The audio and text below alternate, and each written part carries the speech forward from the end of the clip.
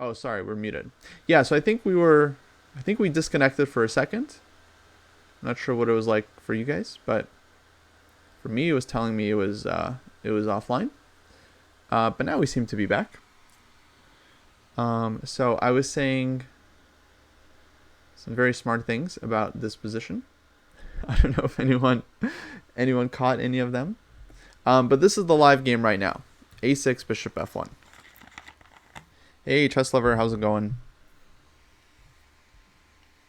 And Knight C6, Jesse, going for the endgame with a double attack on the rook and the endgame. You got to be very careful to enter an endgame with Dr. Kraai because he will school you. But I'm not sure white has a choice here. I mean, either you trade right away or you move the rook and allow black to trade on g3. And structurally, you're actually not sure if you want to let black take and double your pawns, because then you kind of give the g4 square. It can be a little iffy. So white might just want to take on c7 here. But I'm liking this for Jesse. I mean, objectively, it's probably very, very close to equal, but you know, with knight against bishop, there's always room for some squeeze. Okay, now he's going to recapture with something. My instinct says rook, just to keep more pieces on the board. But maybe there's some logic to knight takes and trading off a pair of rooks potentially.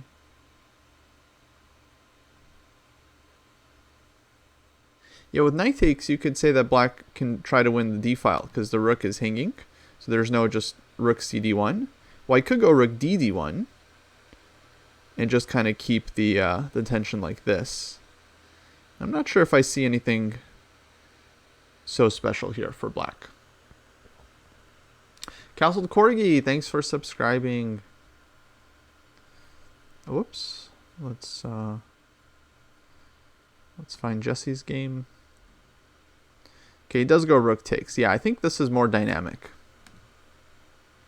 Now white has to figure out where to put the rook. You can probably go rook d2 here or rook d1. And, okay, this one's starting to look very, very equal. I'm not sure if it was right to trade queens for black, but maybe he just really, really wanted to.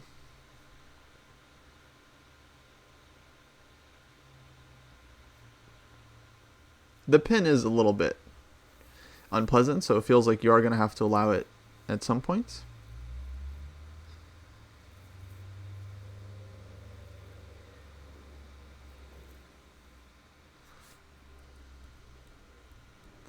So this is reasonable, but now rook dd1, and okay, Jesse's going to have to try to figure out how to start pushing this for a win. Move 22. So 18 moves to go until the time control. 59 minutes, so tons of time. Honestly, they're playing pretty fast. Maybe some final round jitters. This game started at 3 p.m. Eastern time. 3 p.m. That was their local time. Very early for a final round in the U.S. Usually it's like 4 p.m., 4:30, 5. But for European standards, it's very late. European Open, their final round can be like 12 p.m., 10 a.m., 9:30. And rook dc8. Okay, so he's putting all his hopes on the c file. I think white is almost certainly going to play c3 here, just to secure that pawn.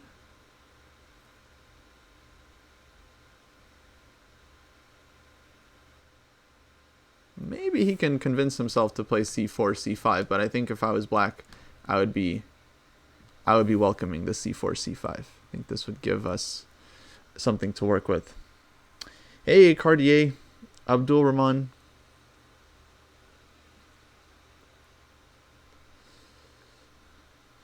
Charlotte wants to give people extra time if they have to drive a few hours to get home. Yeah, I think that's usually the logic of doing it earlier, which makes sense.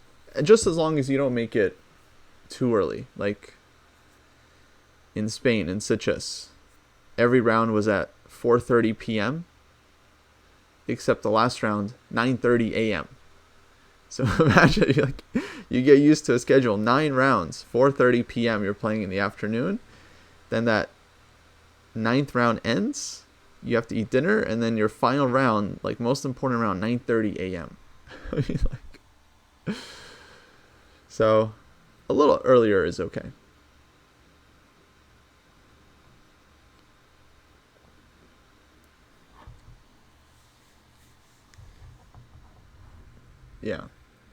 Yeah, always exhausting that drive home. I've had to do that a couple times. Once from Vegas back to Los Angeles after the final round, and evening gatherings. That was exhausting. We got home at like 5 a.m. It's like oh yes, Quad. That's okay actually. Yeah, I saw. I met with Jessie yesterday, in fact, and showed her around the site. And yeah, she's pumped about the Dojo training program. She's going to be streaming some of the material. C3 as expected, and yeah, so very exciting. Hoping that helps her, because there's a lot of players. Jessie Feb is one of them. Jessie Kraai is another, that have big dreams for this year, and they're trying to gain some points. I'd say I as well, trying to take my chess a little more seriously this time around. So it's a good time to get into it. Personally, actually, I think I'm not going to play another tournament until sometime in March, maybe beyond that, because I'm just waiting for this like FIDE rating influx to kick in, and then it has to kind of like flood up a little bit. First the players under 2,000 are going to get the points, and then they'll play some tournaments in March and April, eventually start giving points to like 2,000, 2,100s that are kind of like picking up, and then I'll try to play those guys that have been boosted from the boosted, maybe sometime around maybe April or May. I don't know, it depends. Might need 2 rating cycles before we start to see some changes, but yeah, it's going to be an exciting time. It's going to be good. There's going to be a lot of points floating around, folks. Think about it. Every player under 2,000 is getting like, in some cases, 100, 200 points. I mean, it's quite a bit. If you're 1,600, you get, what is it? 400. You get 160 points if you're 1,600. The trickle up economics, exactly. I don't know. I mean, there's still going to be some underrated players. I just think for once it's actually going to be fair. Now, people will be on a somewhat more equal playing field. Yeah, the 1,800s, you're getting 80 points. So if you're 1,800, you're going to 1,880. I mean, that's those are some solid gains for people to work with.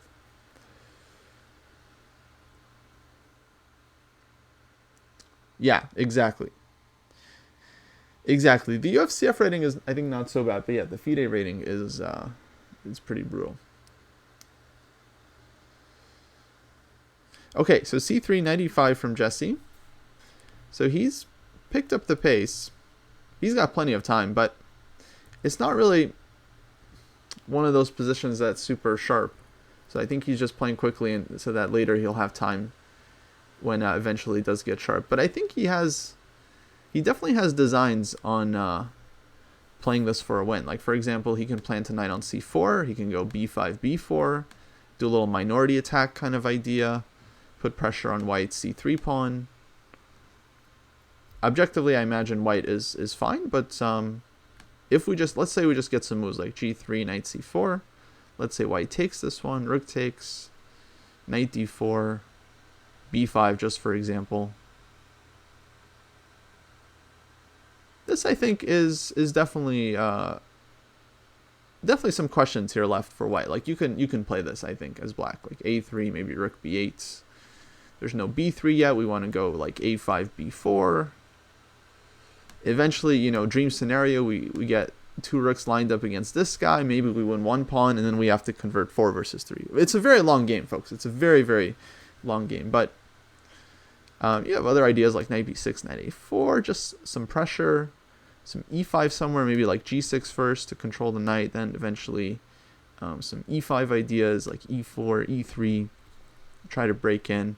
Look, you play a lot of moves and then you figure it out. You figure it out later. Chesspawn, hello, double click. How's it going? Long time. What is this influx? So the FIDE, they announced that in March they're just giving everyone points if you're under 2,000 FIDE. Because they've realized via their own band of mathematicians that the rating pool has gotten deflated, I think, from all like the new players, especially people being very underrated after the pandemic. So they're just giving people points. They're combining it with the removing of term limits. That was their other big decision last month. Basically, this all happened end of December. So no more term limits. Anyone can be president forever, no problem. And everyone gets free rating points. How many points? So it's equal to 2,000 minus your rating. So if you're above 2,000, you don't get anything. So 2,000 minus your rating times 0.4. So 40% of whatever 2,000 minus your rating. So if your rating is 1,500, then you get 0.4 of 500 points, which is 200 points. So 1,500 goes to 1,700. And they're raising the minimum rating from 1,000 to 1,400, which also makes sense. If you're 1,000, you get 0.4 of the difference. So that's 400 points. So yeah, if you're under 2,000 FIDE, I would say you should be playing right now, actually.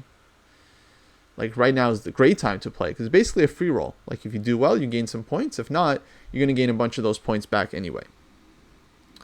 So you have a free roll right now. And then in March, for sure, you should play because everyone's going to be like super inflated. But you guys, you're actually going to like study and prep and like work hard and like really like dedicate a lot of time like these next couple of weeks, calculation, studying some games, reviewing your end game, like really just like some solid work. And then take advantage of all those chumps in March that come out and play with their big old fancy rating that haven't done the work. And then you take their points. You take their points and you bring them, you harvest them in the dojo. So you guys go, you take their points. I'm telling you now so you can prep. It's coming, guys. There's a storm coming in March.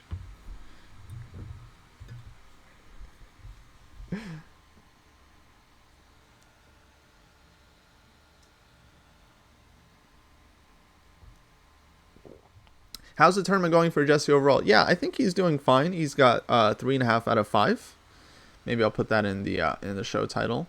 No losses, so 2 wins, 3 draws.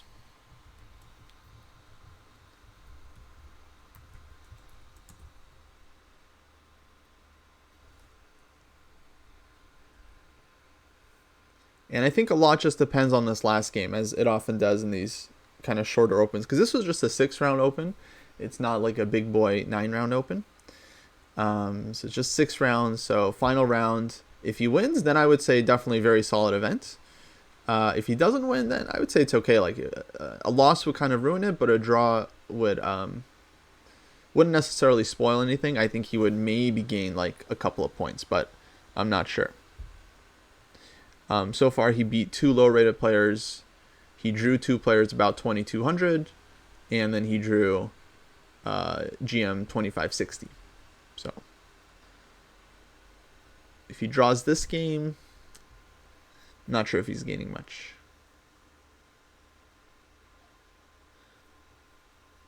Yeah, I'm not sure, Chess Lover. I don't know exactly how the rules work. In my day, you had to play like 3 tournaments, and then you had to have enough FIDE games in each of those events to get a provisional rating. So I don't know if those old games still count or not. Maybe there's some way to check on the site, or you can maybe ask your local tournament director. They might know better, honestly.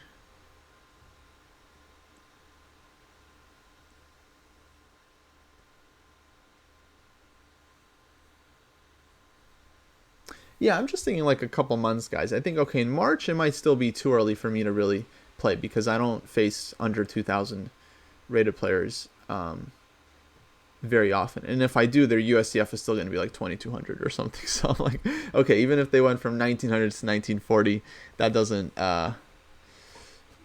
really help me too much. But like, okay, March people will play. In April, those ratings start to adjust a bit. And then in May, there's like 2 months. I'm thinking maybe like May for me, and like how long it's gonna. Because I don't know, I think it will happen relatively quickly. Because the 2,000, the 2,100s, you know, they're gonna be playing like almost immediately. I don't know. Definitely by the summer. Definitely by the summer.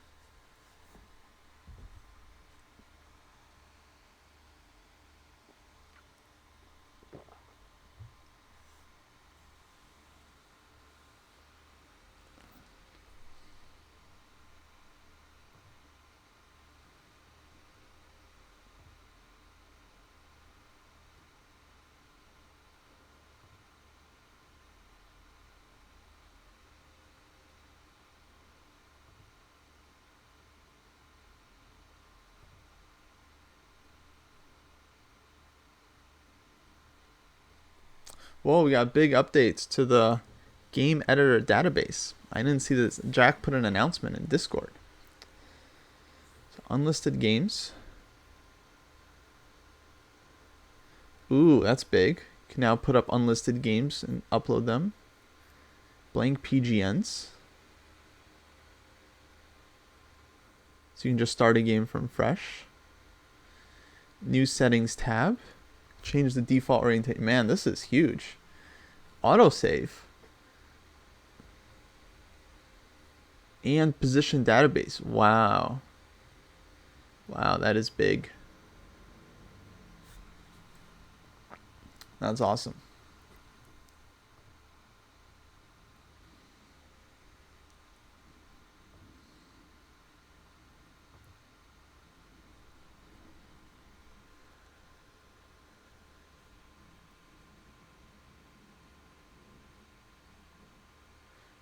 Yeah, so for the graduation, that's something we're going to have to figure out because a lot of people are just going to graduate like in some cases like maybe 3 levels, in some cases 2, I think in a lot of cases 1. One graduation is not a big deal. It's very similar. And you a lot of times we have the same book across multiple levels, so the material is not so vastly different. So if you're going from like 1870 to 1900, then it's not a huge deal. But 2 levels, that's quite a jump. So we're gonna have to figure it out, basically. Yeah, we have until March, I guess. Yeah, well, we're gonna have to think about it because it's weird.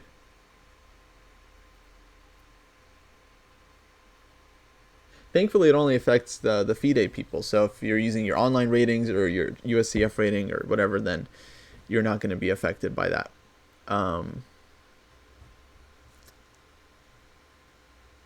But yeah, with the FIDE rating, I don't know. Maybe we'll just go for it.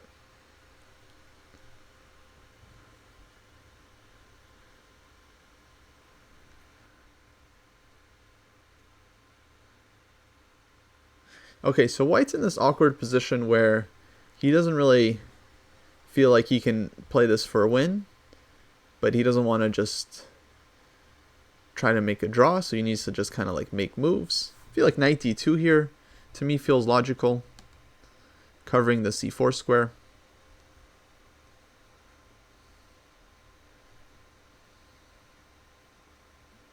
There's not a whole lot White can really do other than sit and wait, as far as I can tell.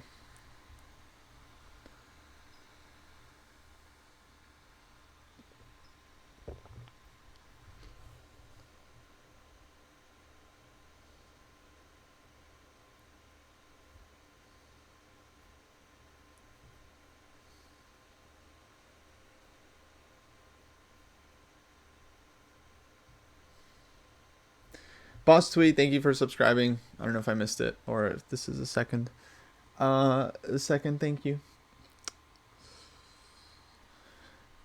Will Jesse give him the draw? I don't know. Maybe. I'm sure it won't. I'm sure it won't come soon, because there's really no risk for Jesse here in this position.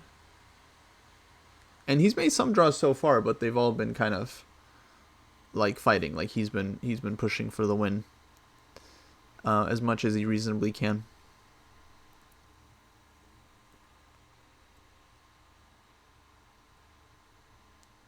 So yeah, I think Jesse plays.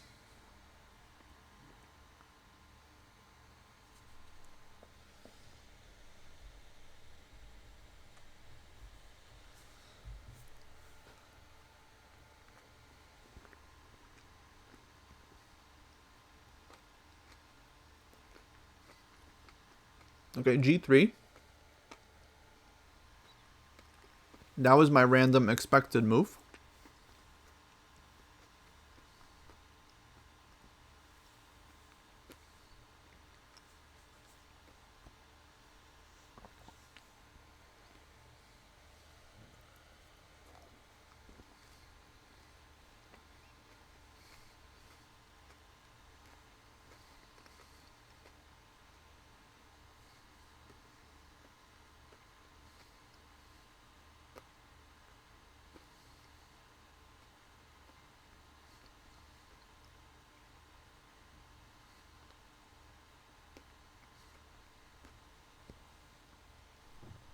Now kind of like b5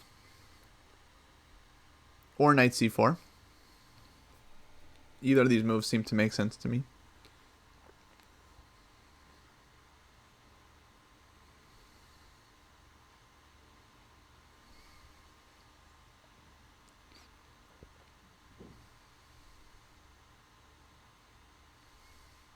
Yeah, bishop g2 definitely could be an idea for white.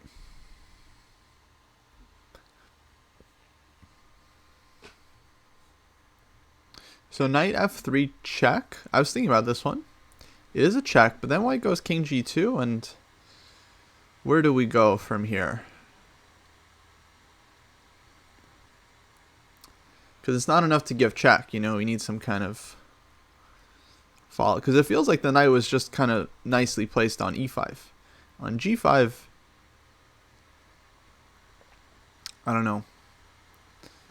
It's not clear it's really doing something. It's kind of just floating in the position and might keep getting kicked around. And eventually you just end up going back. So the check feels... I don't know. I don't see the follow-up there.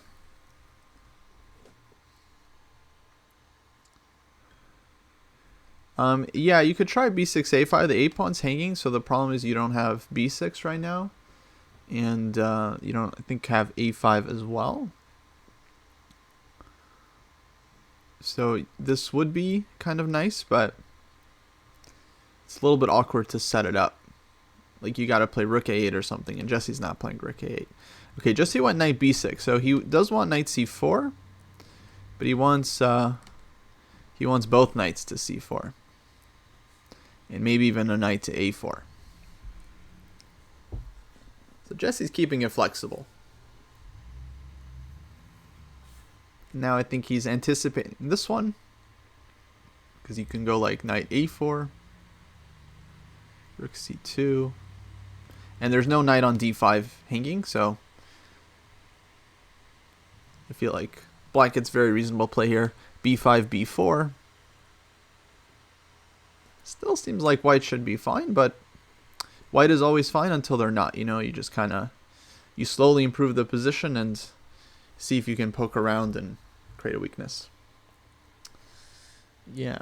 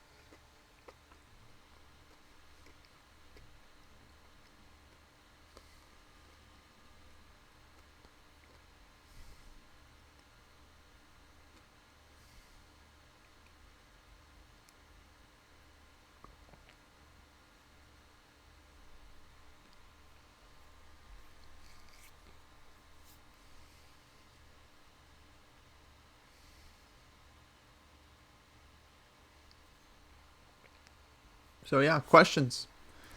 Questions. This was the first question. This was the second question. This is the third question. So far, I think white has answered fine. But as the test goes longer and longer, the questions sometimes get trickier. And you get less time eventually.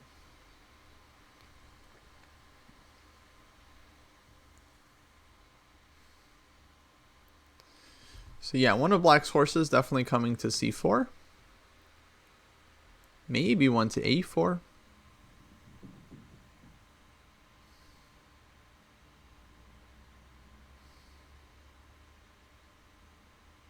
Then you got the b5, b4. Knight a4 ideas. Exactly.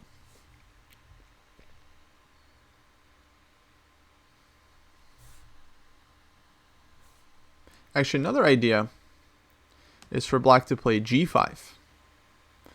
And if Jesse really wants to win, I think he's going to be doing that.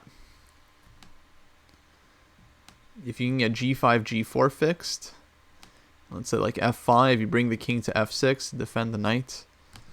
That's really, I think, nice structure. Because then you can push the h-pawn for counterplay. You can h3, hg, king comes to f6. Eventually the knight moves to g5, you go e5, e4, then knight f3 check. That's how you win this structure. Just simple step-by-step process. So g5, g4, bring the knight to g5, e5, e4, knight f3, and then take, and then you go either gf or ef, or whatever is stronger. But okay, it's long. But yeah, I would go g5 here. I think it's a very Jesse move too. I bet you he goes g5. I bet you guys he goes g5 here.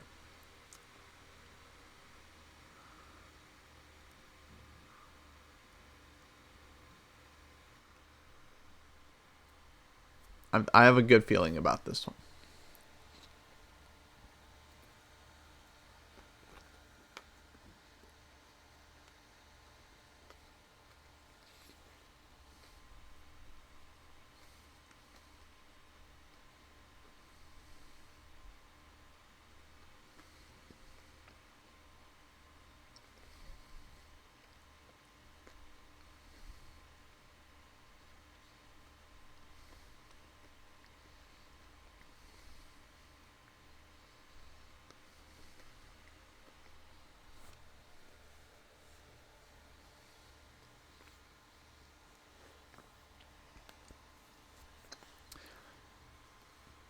What are the plans for Dojo this year? Good question. So there's a couple things. One thing is we've started offering live classes. So Jesse's doing one that's full. I'm offering one that's open right now that's starting on Saturday. It's a calculation group. We got Nose. He's teaching some sessions. We got, I think, GM Josh Friedel coming in and doing some classes. So those are going to be available on the calendar via the training site, dojoscoreboard.com. Anyone can make a free account and then see the calendar and see the live classes that are available. So we got more live classes coming and courses, a lot more courses coming this year too. And like training and like working hard, obviously. Maybe the biggest thing. But I don't know if that's a dojo plan.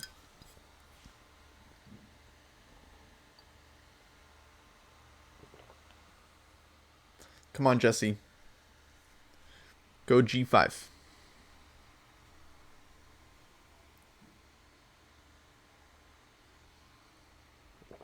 Show him who's boss. You are the one that knocks. You start knocking with g5. King g7, f5, king f6.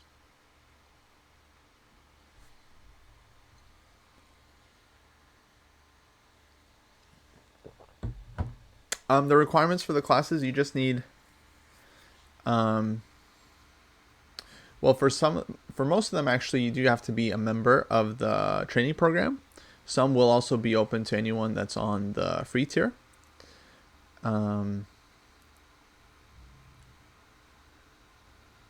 But yeah, they're listed as they're listed for the ratings that they're meant for. So basically, it's only if you're like in the correct tier that you'll see it on your calendar. Like if you're 1300, then you'll only see if the class is meant for 1300s or if that's part of the range.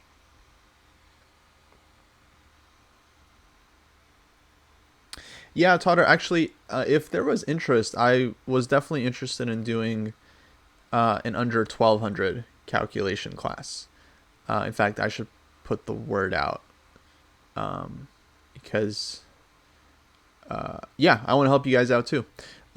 So I can't put everyone in one class because then I think the level disparity would be too high. But yeah, I definitely have the intent to do more in the future. This is just like the first one I'm starting out with, but that's good to know. So I'll try to put one on the calendar soon because I imagine there are others as well.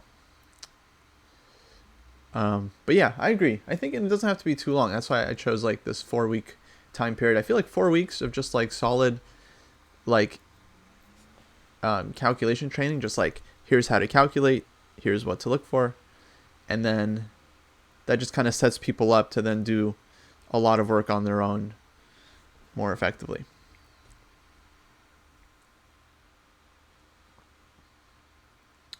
Oh, cool. Ramen's cool. Yeah. So we also have a lot of these new just like community sessions that are taking place in the Discord. Those are totally free.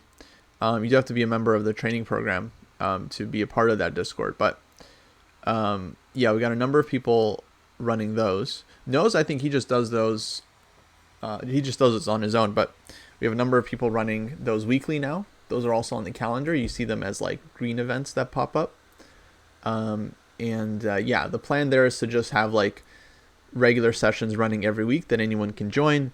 Try to foster some group training, some group learning, keep people focused, doing good work, because everyone is just kind of like checking off the same boxes. So it makes sense, for you guys to try and work together. But definitely, if you're in the program, you should be looking at the calendar because you'll see all those sessions line up in green. You can see what time they are, and then those are always run in the voice channels in Discord. So you'll usually see a group of people in a voice channel. You just join, connect your mic, and yeah, you can participate in the class. Knight A4, come on, Jesse. What is Knight A4? Go G5. Go G5. What are you doing? G5.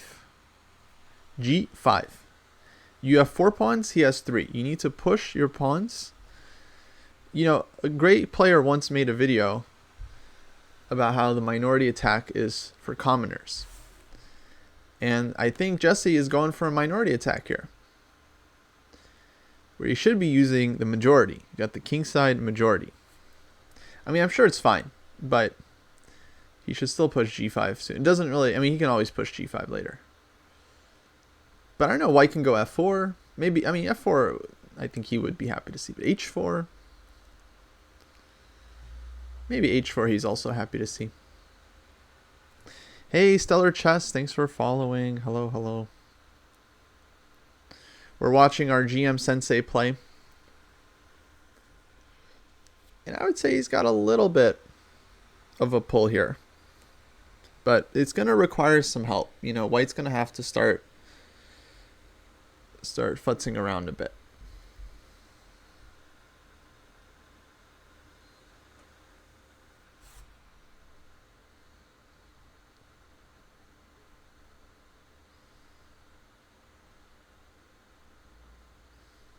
And F4.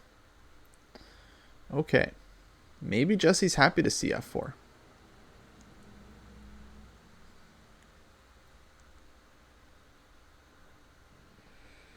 I don't know. I would have gone G5. You guys all heard me.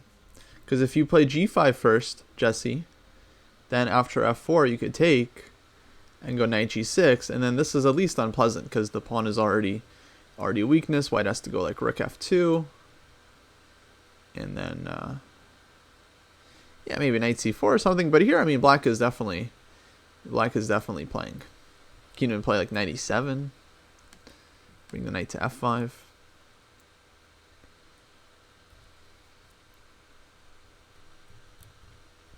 Here I think white is still under control. I mean, knight g4 kind of screams out to go for the fork, but white will, of course, cover it. But how does he cover it, actually? Because there's no super comfortable way.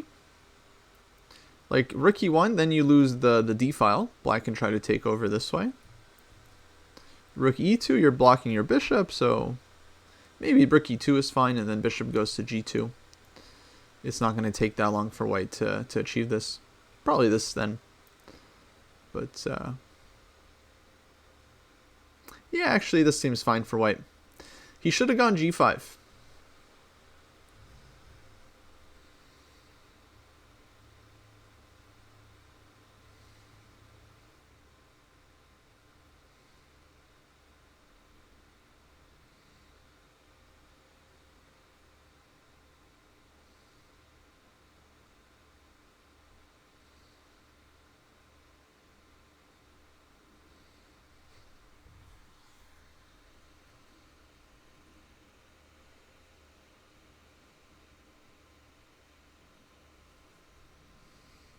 Knight a4, I mean, okay, he's just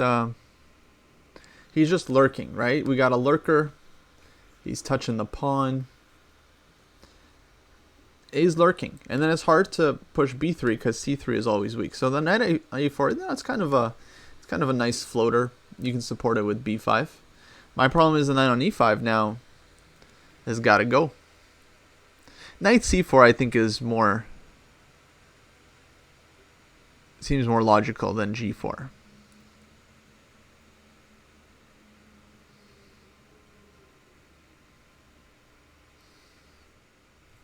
Instead of f4, knight a5. I think black would still have time here. Let's say g5, bishop g2, just b5. I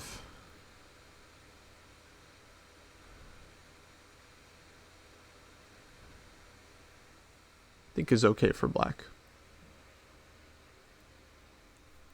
Because if here, rook b8, rook a8, rook d6, knight c5. Not sure if I'm calculating perfectly, but I think black is getting away there. So I don't know. This to me looks very very playable for black. Maybe rook d6 is a problem.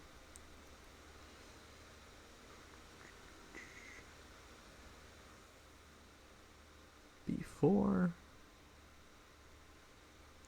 Well, white should be okay, nevertheless.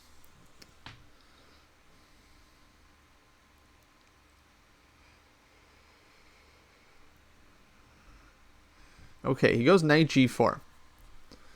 So he doesn't want to let white trade on c4, I guess.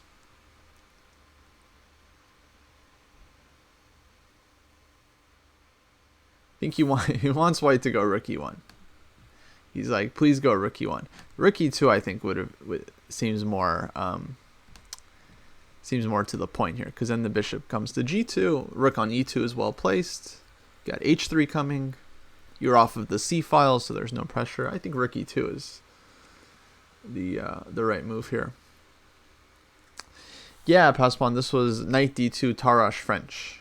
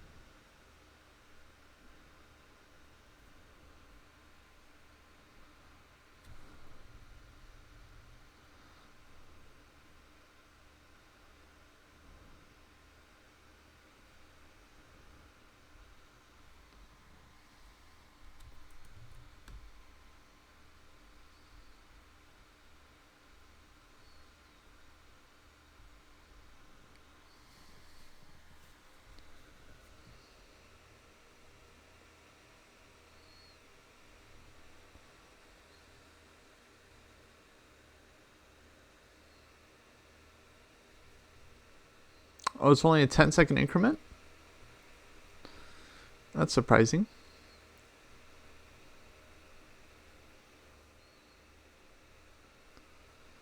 Wait, let me see. Oh. That is weird. So we're playing G110. So 150 minutes with a 10-second increment. So no more 30-second increment. They're done with that. Interesting.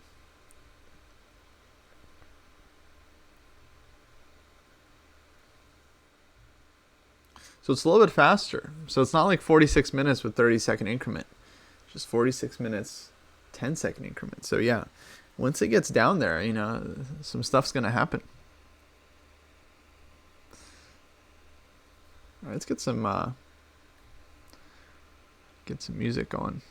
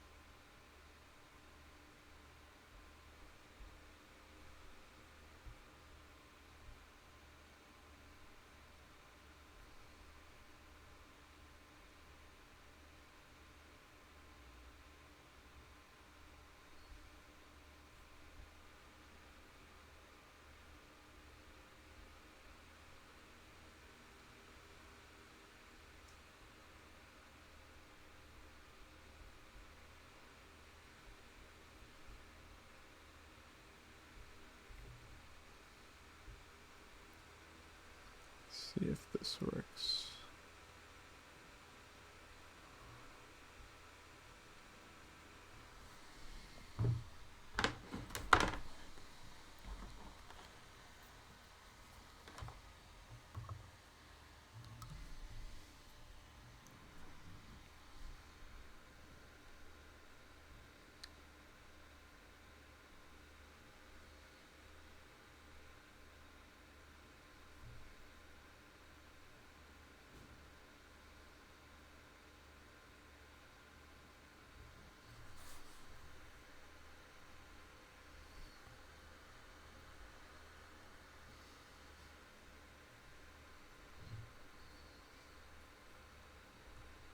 Random question, boss tweet. Yeah.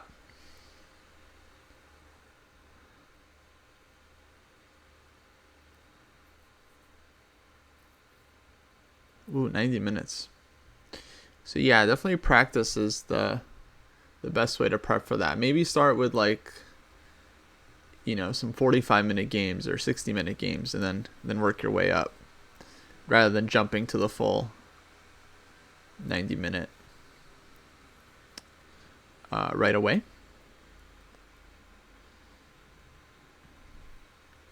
And yeah, then afterwards, yeah, just review the games. And it might maybe keep track of the times, but yeah, it might be kind of obvious afterwards, you know, if he spends 1 minute and blunders something, and it's like, yeah, this position you could have thought longer. Most kids are gonna have the issue of playing too fast, so you gotta remind them to, yeah, use this time. I think a good metric is something like, they say about 20% for the opening. I think it's solid. So if it's a 60-minute game, then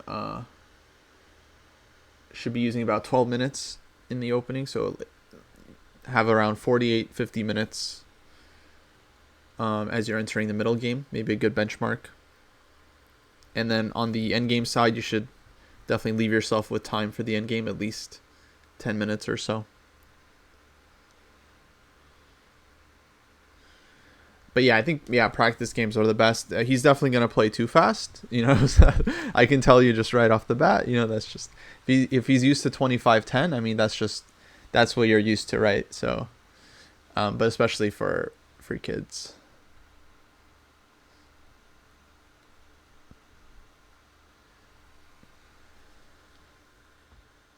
Okay, rook e2 played.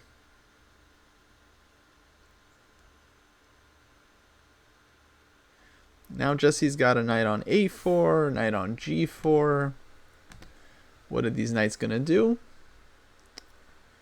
I don't know. He needs like a really good move here. Like really good. Maybe g5 here. Create some drama. Okay, second chance for Jesse to get g5 in while it's still kind of reasonable.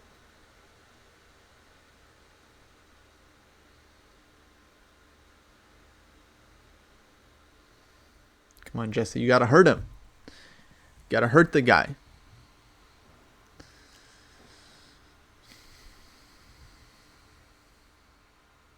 Chess is about wanting to hurt your opponent over the board. Okay, if you don't have this killer instinct, it's very difficult. You gotta want to cause them pain in the position. Pain, pressure. That's why people have a hard time playing higher rated players, because they want to avoid the fight. They don't get into, but no, you have to be wanting to pose problems for the opponent. Very important.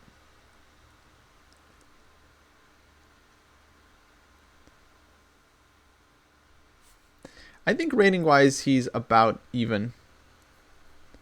Nothing special.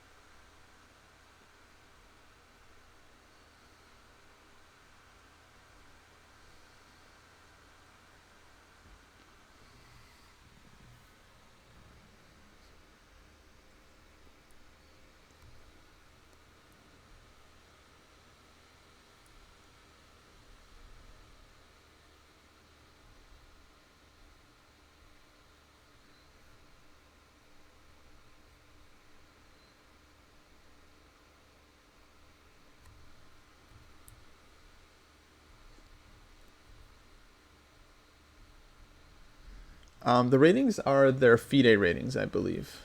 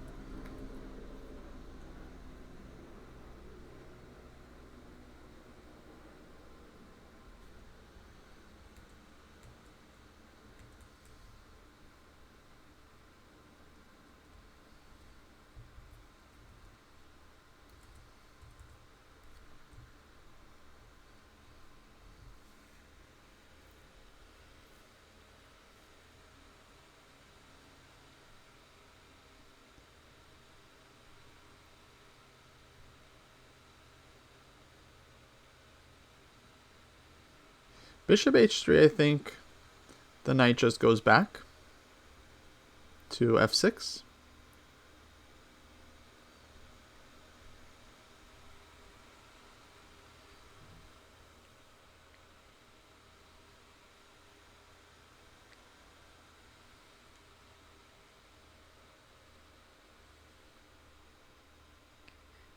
So let's say here.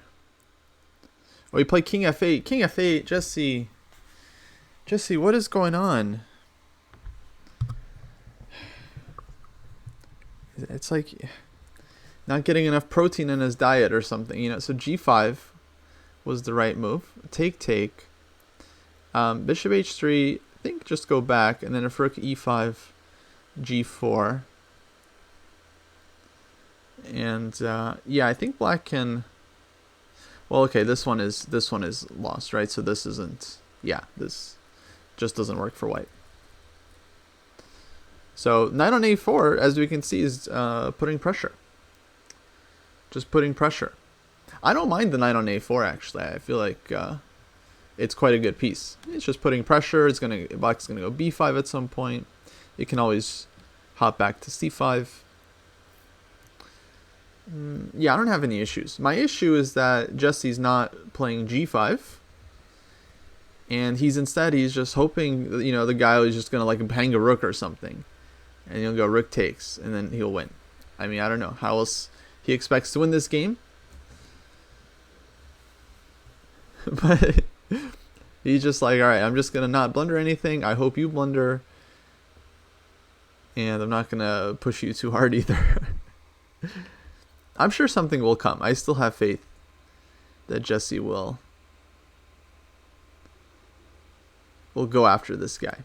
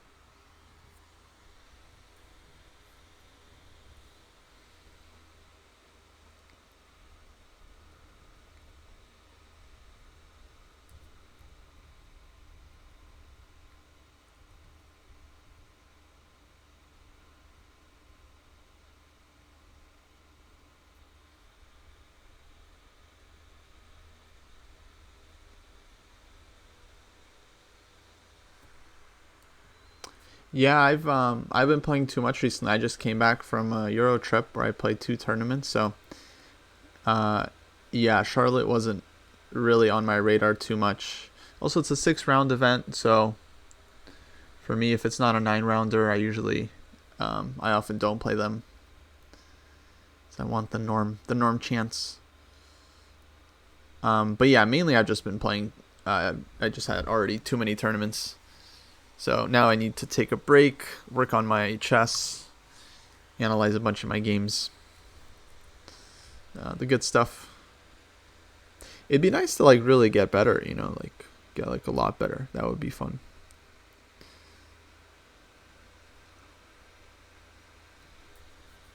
IMO.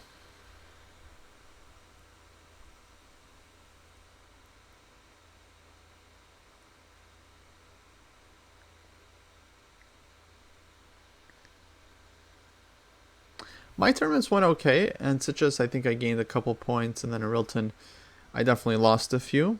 So I might have lost a few points overall, but it was pretty fun. Very enjoyable time. And the games were interesting, so there's a lot I can learn from the games.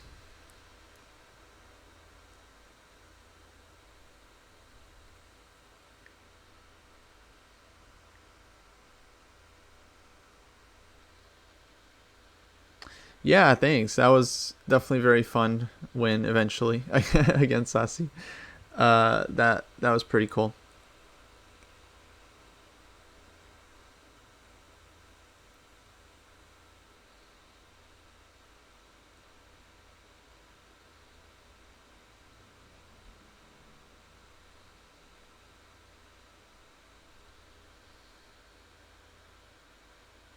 I definitely enjoyed Rilton Cup. So yeah, I was in Barcelona for one tournament, Stockholm for the second.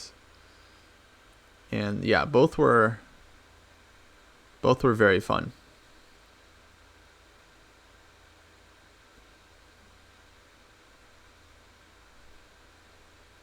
The European tournaments are they're very nice. They're very nice. You know, 1 round a day. The Charlotte tournaments are also very nice, but they're 2 rounds a day, so it's just like, which is understandable. I mean, that's how the U.S. works, but yeah, it's a brutal schedule. You got to play 10 a.m. and then 3 p.m. or 4 p.m. You know, 2 rounds a day, but 1 round a day. I mean, it's just a beautiful time.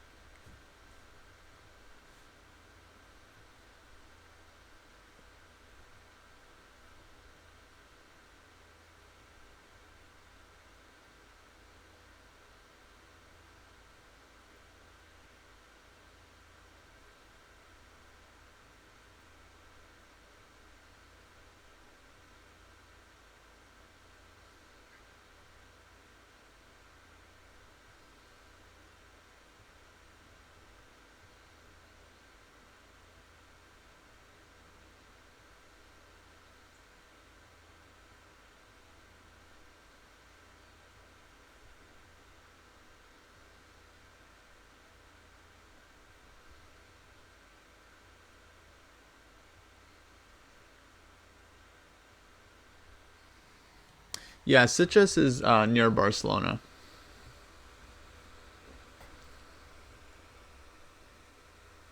It's like about 40 minutes away or so. Okay. Oh, we have moves. Sorry, h3, knight f6, bishop g2 played.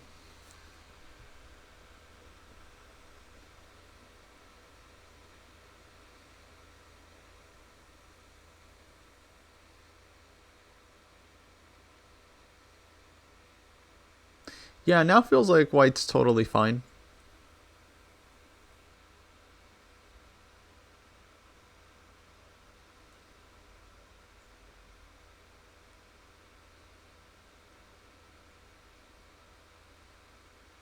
Maybe Jesse goes knight b6 here to reestablish a knight on d5 against the bishop. I don't know. We'll see. Christensen, thanks for the bits.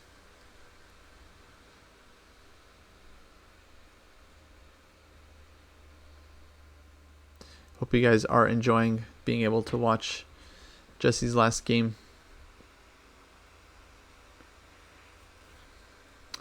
No, probably won't. I mean, it's too soon for me. I gotta be back in the U.S. for a bit, so I don't think I'll play for another couple months. But I will be looking for tournaments in Europe. I'll definitely be back to play some events soon.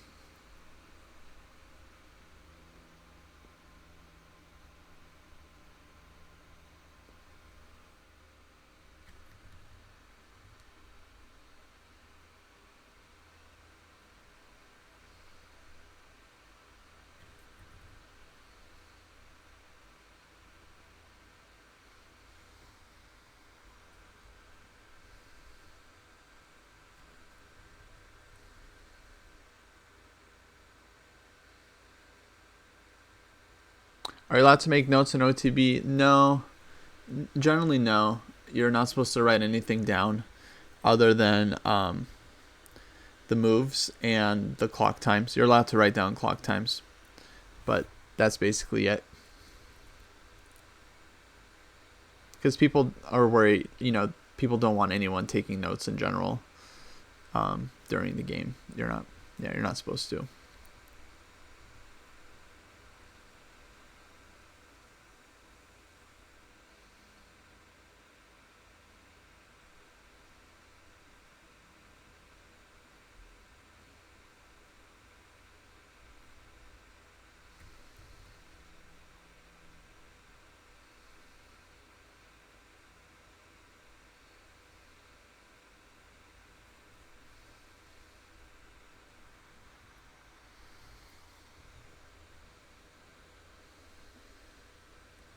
Yeah, there was infamous case from Wesley So.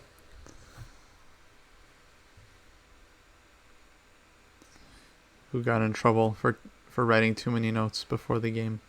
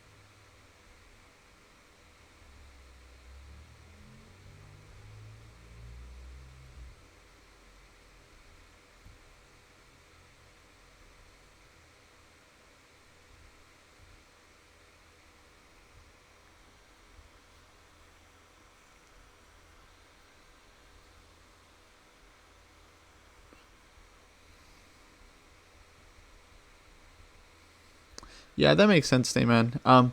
What I would suggest is just trying to input your thoughts as quickly after the game as you can. Ideally, the same day, you just write some things down or input a few variations that you thought were critical. And then afterwards, you can analyze it deeper, but you'll at least have gotten your initial thoughts down. I think that's kind of the only way to really deal with that.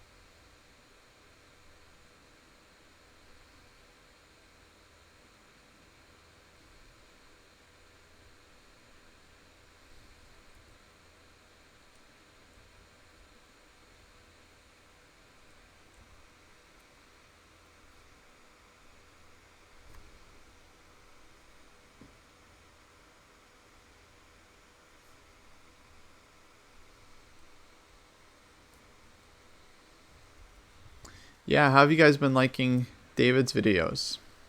Actually, we had a question of whether we should be trying to make shorter videos for YouTube, like 15-minute long, or if the longer format is okay. Because yeah, me and David's videos are often like 40, 45 minutes, 60 minutes long. I still got to do a Rilton Cup recap, and that's gonna be way over an hour for sure. So, question for you guys: how much do you mind the longer YouTube video or the content?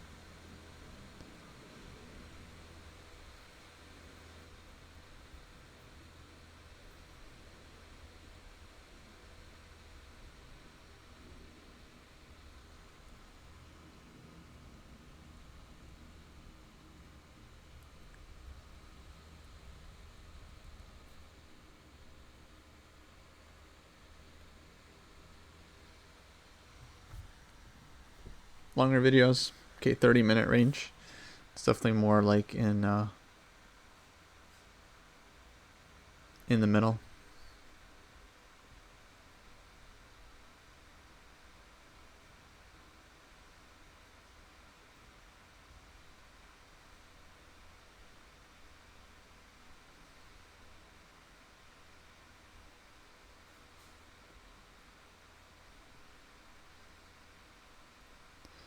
Oh, we got moves. Nice.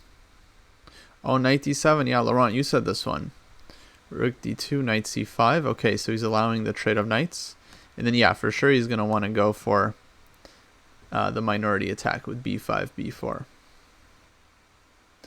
Okay, white trades and probably get trades again.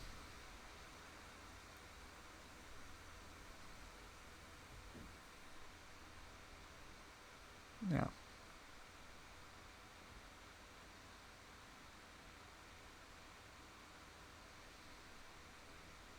"18 minutes for a full recap?" It's like 9 tournament games I gotta cover.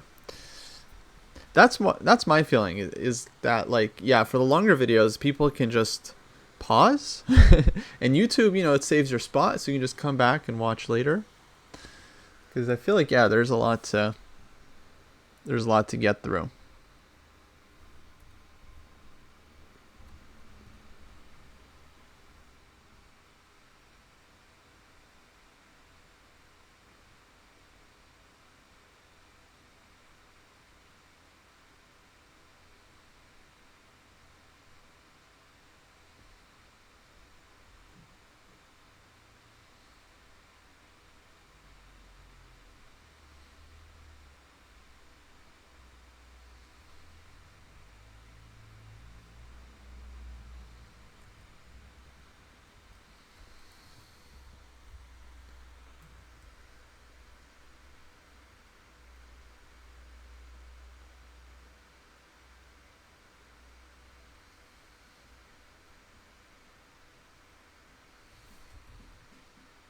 C4. Ooh. Big spender. C4. The guy jerked. Jesse, he's going to be licking his lips now. He's like, ooh, yeah, give me a5, a4, king e7. Still not sure if he's going to win the game, but at least he's got moves to play. He's got some moves.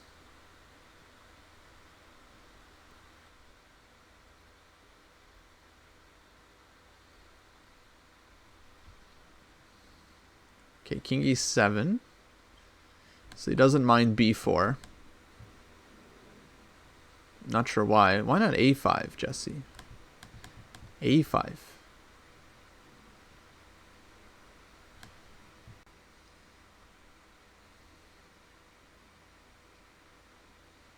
Because now I can go like here and here. Or knight d7 and here. No, if a5, a3, you get the a4. You get the a4. No, this would be huge. This would be huge, because then the c-pawn is very weak. Knight can jump around to a5. No, this would be a big deal. Like b6 to just totally empty white's bishop out. Knight b3, knight a5, and no, black plays for sure. So a5, I don't know. White would probably go b3 and then eventually try to go a3, b4, but king e7. Now we'll see if Jesse's opponent is feeling up to it, up to the big fight. But I don't see what's wrong with b4, c5. I mean, this is just good pawns supported by the bishop now. a3 is coming. There's never any b6 because of c6. Unless he's got some b6, knight b8. Funky stuff.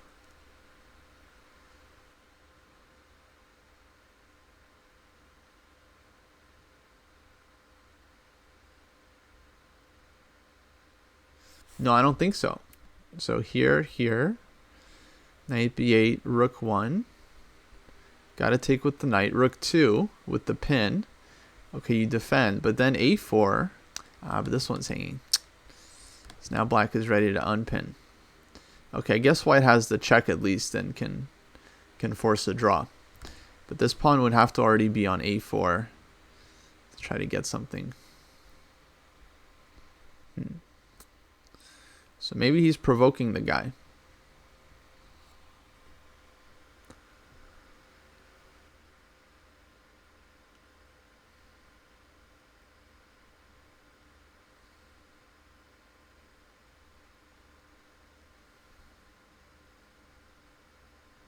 Yeah, I'm not sure about that, Arsenal fan. So here,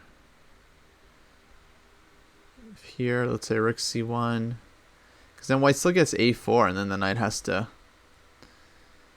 go back from whence it came.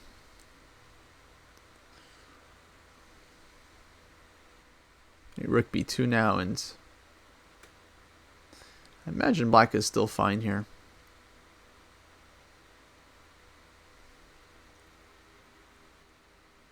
Well, actually, I don't know. Take.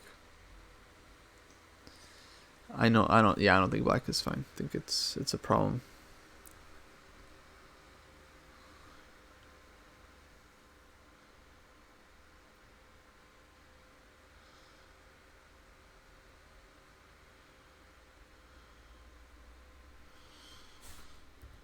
So.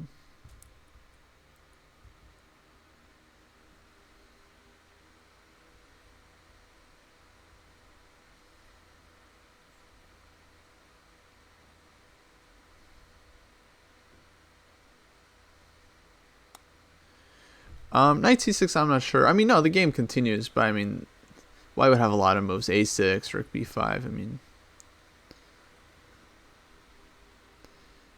But, yeah, I don't see why black should allow any of this, right? I mean, it's just playing a5 just seems much easier. Maybe taking on c6 was also good, I don't know. Yeah, to be fair though, Jesse doesn't have the 30-second increment, so it's only a 10-second increment, but yeah, I agree. It's been a little bit quick. For me, I think this was a bigger moment back here. I think g5 should have been the move and would have given black good play. But yeah, it is what it be.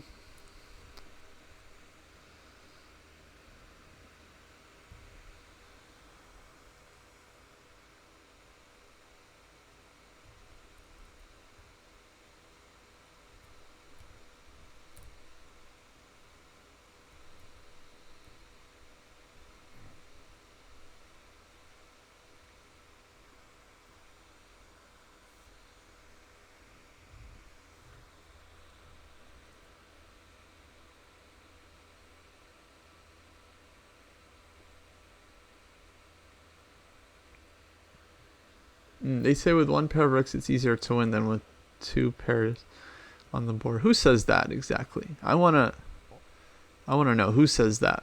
I think it really depends on the position, because there are many positions where the stronger side wants two rooks because there's more chances for activity, especially if the opponent's king is weak and you get the second rank. Then you definitely would rather keep both rooks on the board, or other cases as well. So yeah, b4.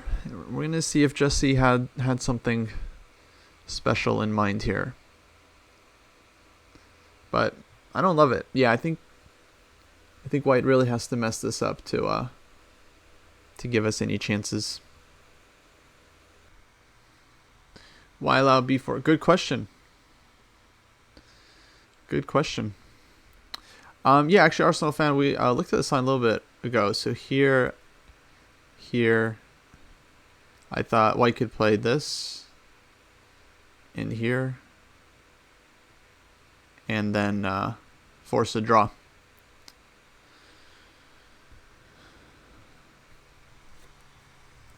Which I think Jesse's not gonna be happy with.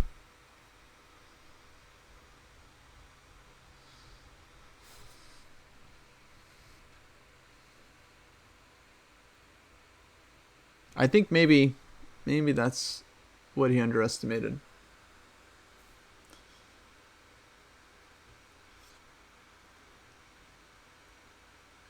And we might be headed there if that all happens.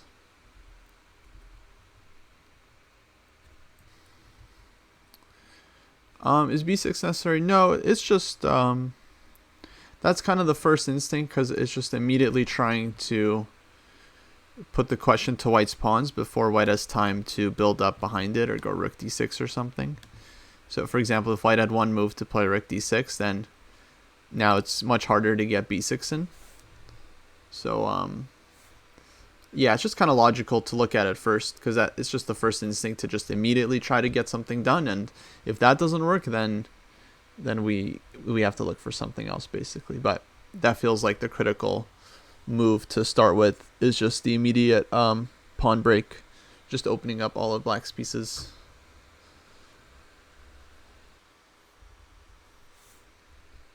Yeah, a5, a3, I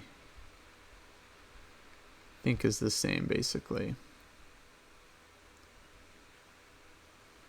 No, much worse. Here white would get b5. No, this would be lost for black. So no. Pawn has to stay on a6. Yeah, I can't allow that.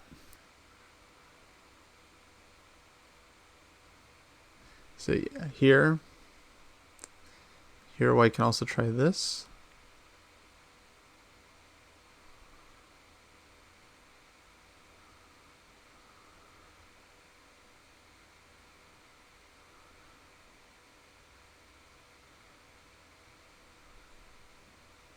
And rook a8.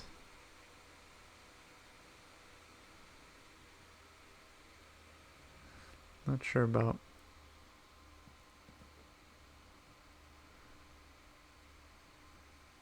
Yeah, this could also even be annoying for black, because rook a8 even takes, and rook d6 is kind of possibly something.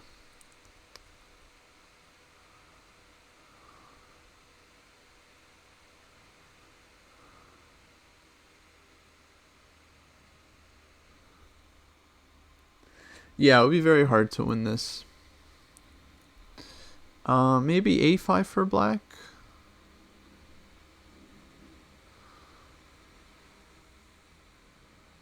Oh no, but then c6. It gets us with the c. Yeah, this bishop f1 actually is a way for white to even play for a win.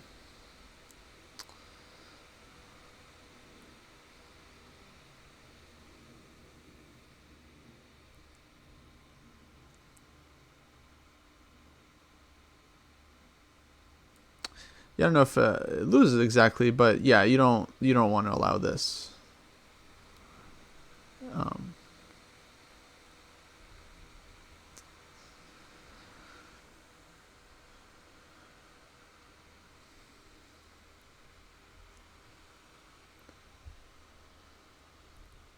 So yeah, that would be a problem move for black.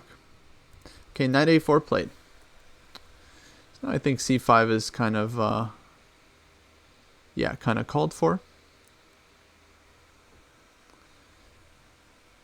And okay, but how is Jesse equalizing here?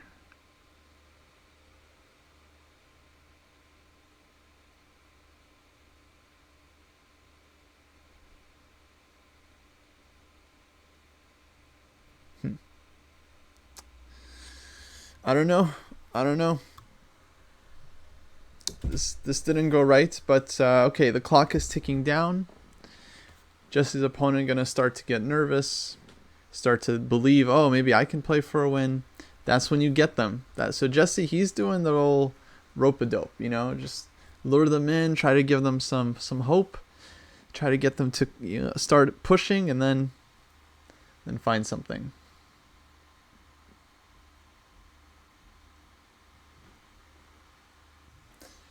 Yeah, so if c5, then a5, a3.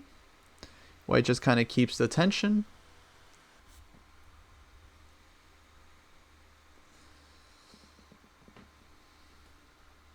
If a3, well, black can at least wait with b6. Black doesn't have to take on c4.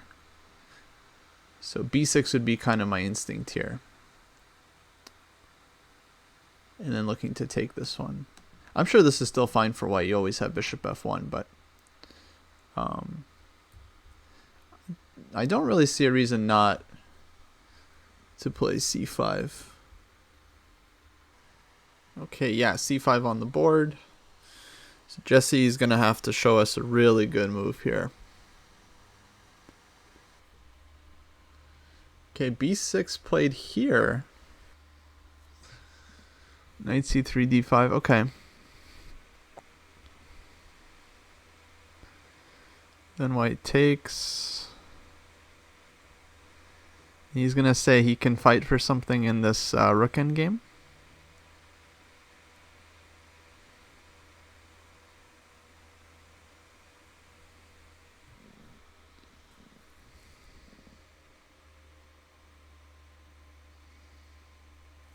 So rook d2. Hard to imagine black really has much here.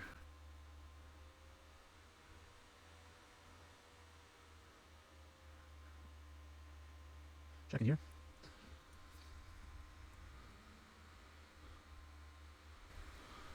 So if rook d2, rook c3 maybe is a better try. Sure, let's look at this. But, I mean, it's playable. I'm not sure if there's enough. I mean, white's king is certainly cut off. So there is some life here. There is some life. I wouldn't say this is dead exactly. So maybe Jesse still has some chance. Because this actually, I do like this. I don't know what the engine says. I don't know if you guys are using computer eval or not. I'm sure it's equal. But just from a human point of view, I feel like this would... There would still be some practical problems for white to solve here. You know, it's always equal until all of a sudden it's not, and then someone wins. It's like, oh, but it was equal. You know, what happened? And then somehow a lot of these games end up decisive. This,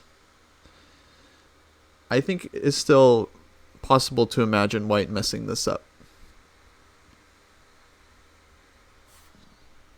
Yeah, if king was closer, sure, but in the meantime, white has to make moves, right? And it's not that easy. And black also has like rook a4 to force the rook over. King comes over. So yeah. No, this isn't live. Live we have b6 here. But we're kind of looking at this very very principled line with c6, knight c3. Now here's where chess gets psychological. Maybe white sees that position and doesn't want it. Because he's like, oh, I'm going to get ground down in this rook endgame. I don't like it. So he might opt for something a little bit more active, like takes and rook d6. This to me feels quite safer for white to keep the position open, keep the bishop again. Because white's bishop is definitely stronger than the knight here. Now it's like no question. So I think this is actually more likely than that c6 line. And then, okay, game continues. Rook b8, a3.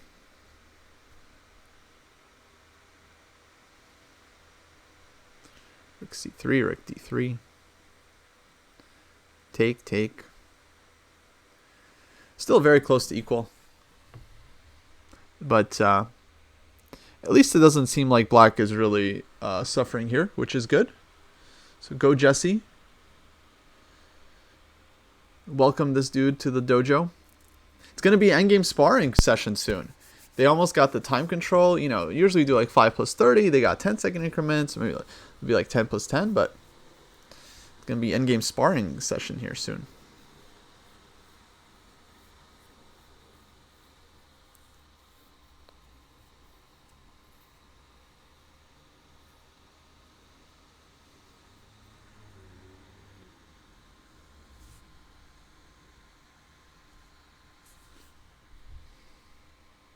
Okay, so pressure's on to white. We'll see what he chooses here.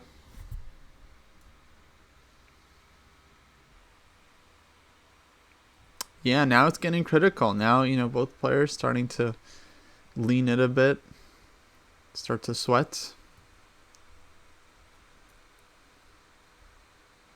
Things could definitely get a little spicy.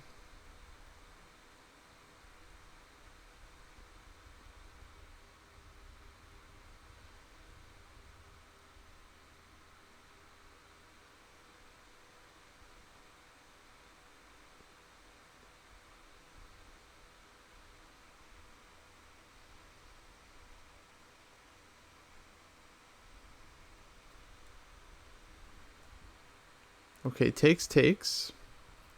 So I guess we're going to see this rook d6 position. Jesse's opponent, I think, is National Master. But I don't know if they show that one on chess.com's site.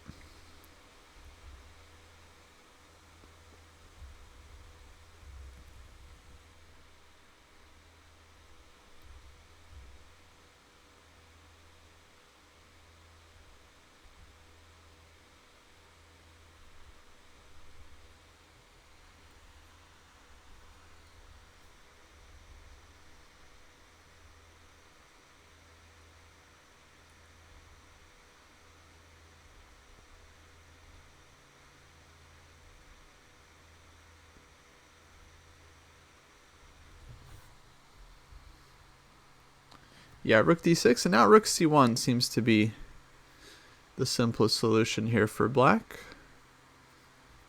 About equal position, but we'll see if Jesse can make it work. Yeah, why is there no picture of Jesse? I don't know. It's a good question.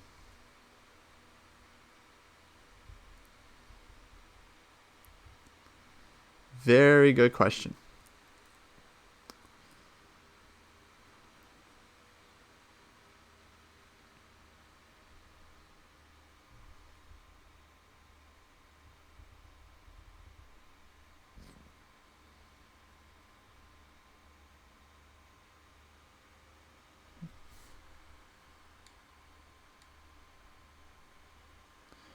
Rook c1 on the board. Nice.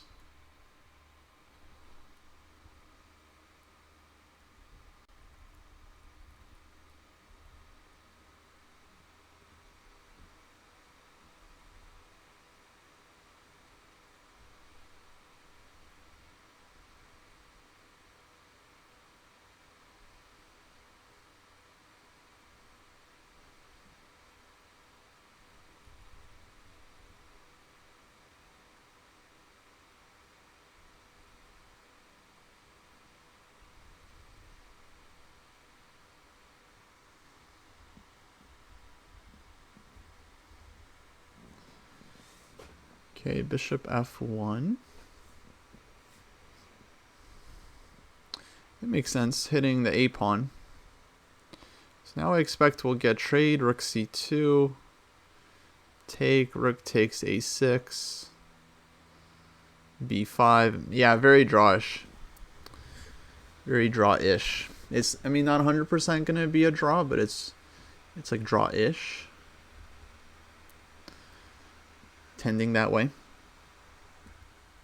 But we'll see. We'll see. Go, Jesse.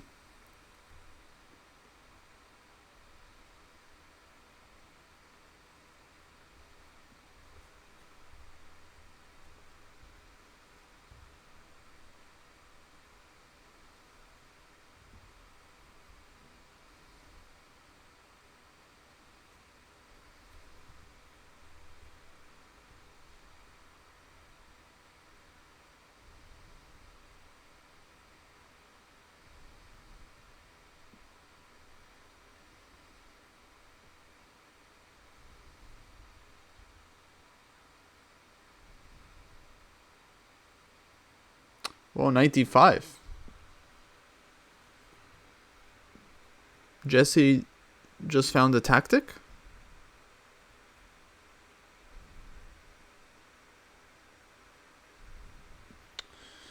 That's going to be an uh-oh for me.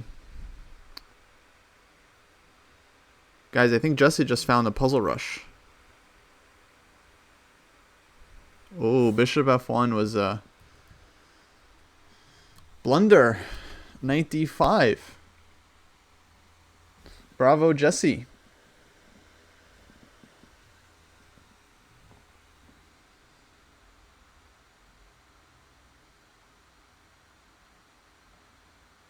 Okay, he still has to win this position.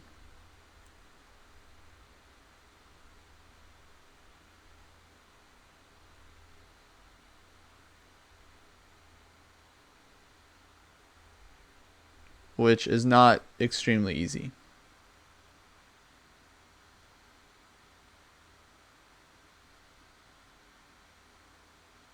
but should be good chances.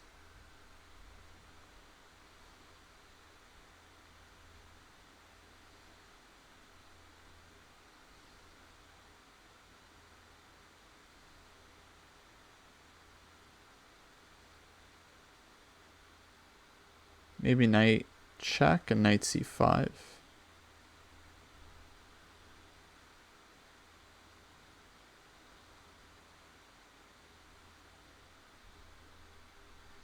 Here you can always trade rooks. The passers would worry me as well.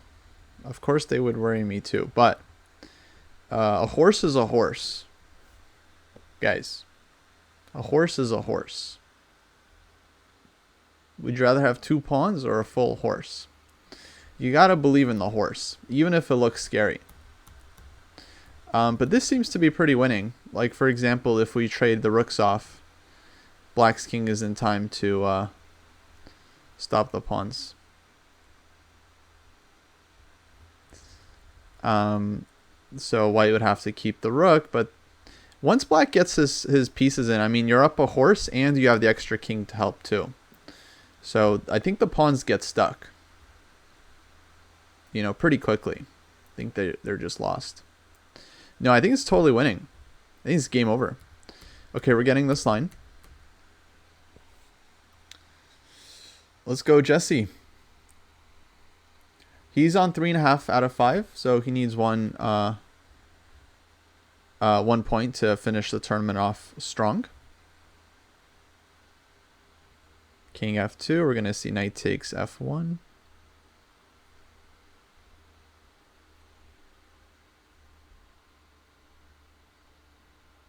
I think it's because we were watching him. We gave him good luck. Because so far he hasn't had a ton of luck in this tournament. But that was nice.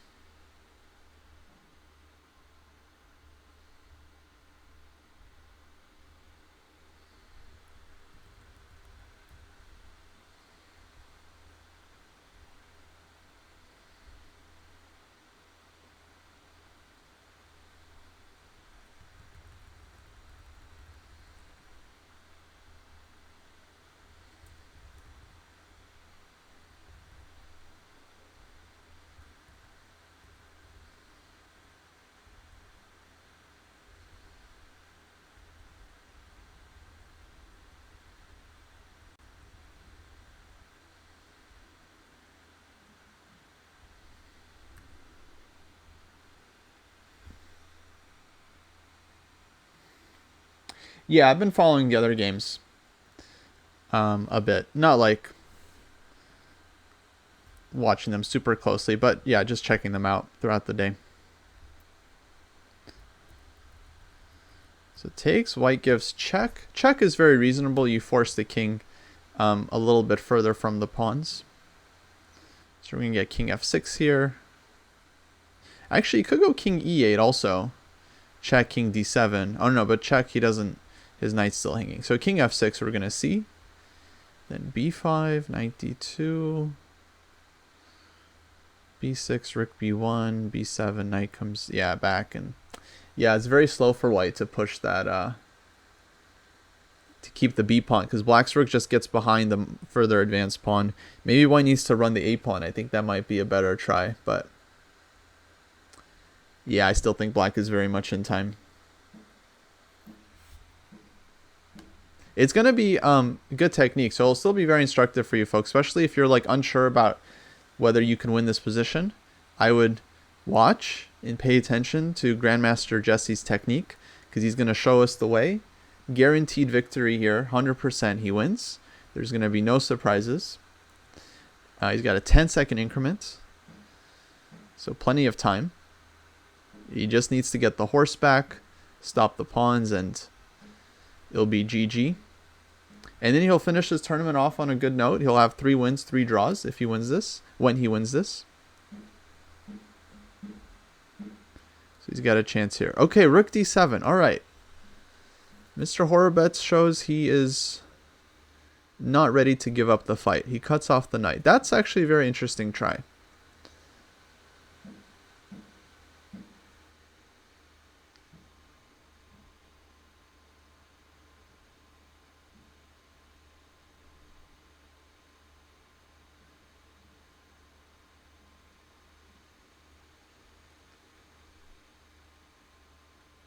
Yeah. So basically, we had this position, and here white blundered with bishop f1, allowing this nice shot knight d5, forcing the rook trade, and now the rook is hanging, and black gets knight e3, winning the piece. Now white gave check, and just play rook to d7, cutting off the horse. So knight h2, to me, this still looks good.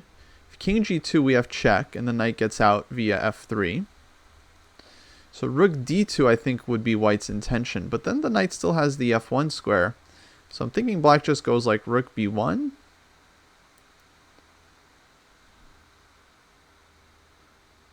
And yeah,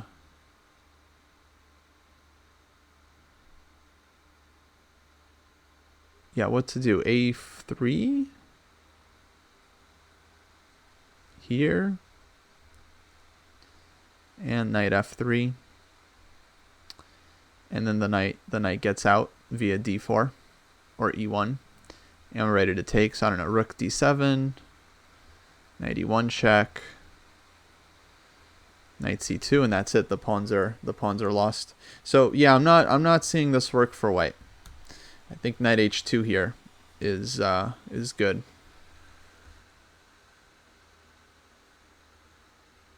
Maybe g4. Then check. Check. No, the knight gets out. The knight's getting out.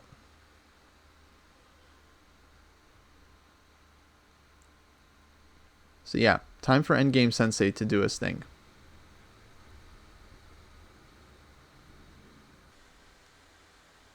If we sack the knight for the b and g pawn, is it winning? In many cases, it wouldn't be.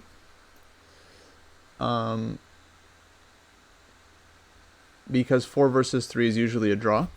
But there might be some special weakness that black can sometimes. So if it's like a good 4 versus 3, then you might have chances. But generally, 4 versus 3 would be a draw.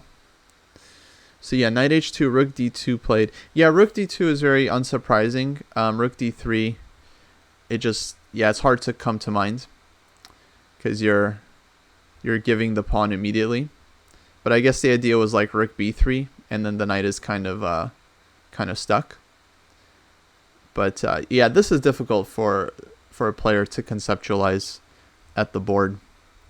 I think rook d2 is much more natural for a human. So I'm not surprised. Rook d2 was played like instantly, which makes sense. It's just so hard to allow rook c2 or rook takes a2. But yeah, the move makes sense. And now rook c3. Oh yeah, rook c3. This is cleaner than my rook b1 even. Here the knight can just hop out via the f3 square. And then black can survive the knight with g5 or e5.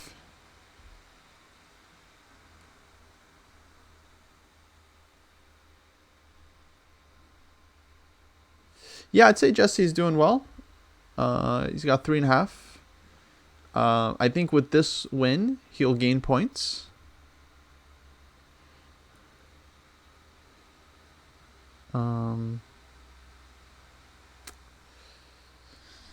So yeah, solid tournament. Probably gained like a few points. He had one game against the GM last night. That was pretty interesting, where he was actually doing very well. So maybe it could have gone even better, but yeah, I think you're always happy if you don't lose a game in a tournament. I feel like it just feels like you didn't do anything too stupid, and you're just you're like, all right, solid event.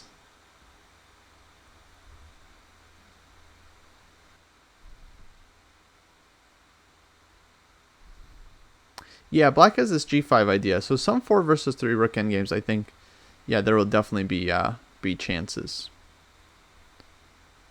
But I don't think we'll have to get there because I think we're going to save the horse. First, we just want to keep, if we just keep the horse, we don't have to worry about any rook endgames. So knight f3, e5, g5, and so on.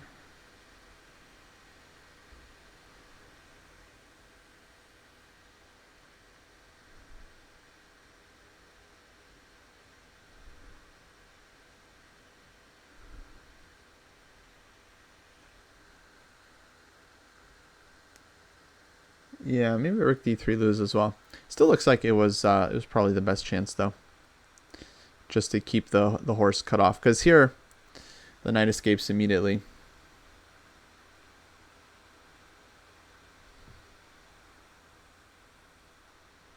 So yeah, b5, let's say knight f3, rook b2, knight d4, b6, knight c6, b7, knight b8. And then the rook can go behind the a-pawn. That should be good for black. The king will start coming in as well. Okay, so white tries rook b2 first.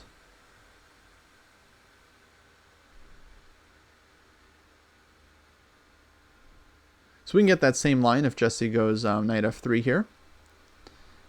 We can get this where the knight is in time to blockade.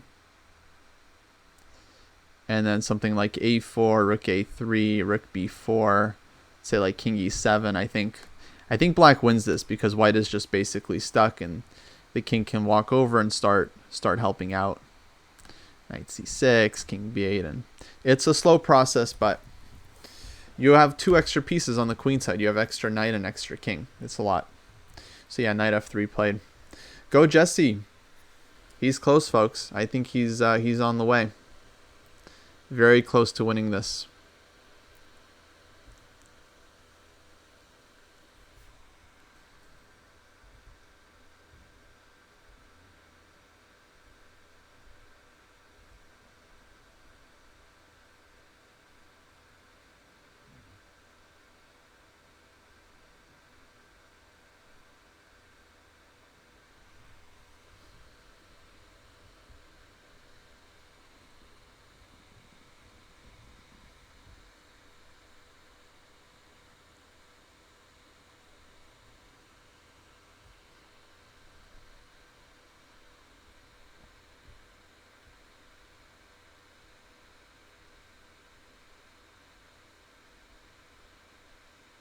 I feel like we need some more upbeat music.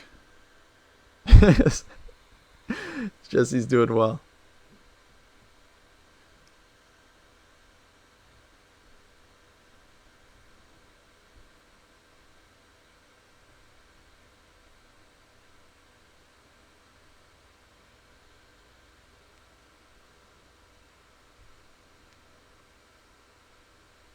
Let's see what the standings are at.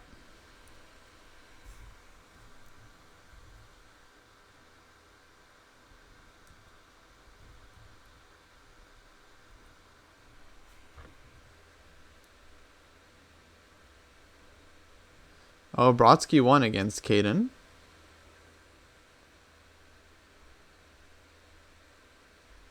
So that means Brodsky gets clear first.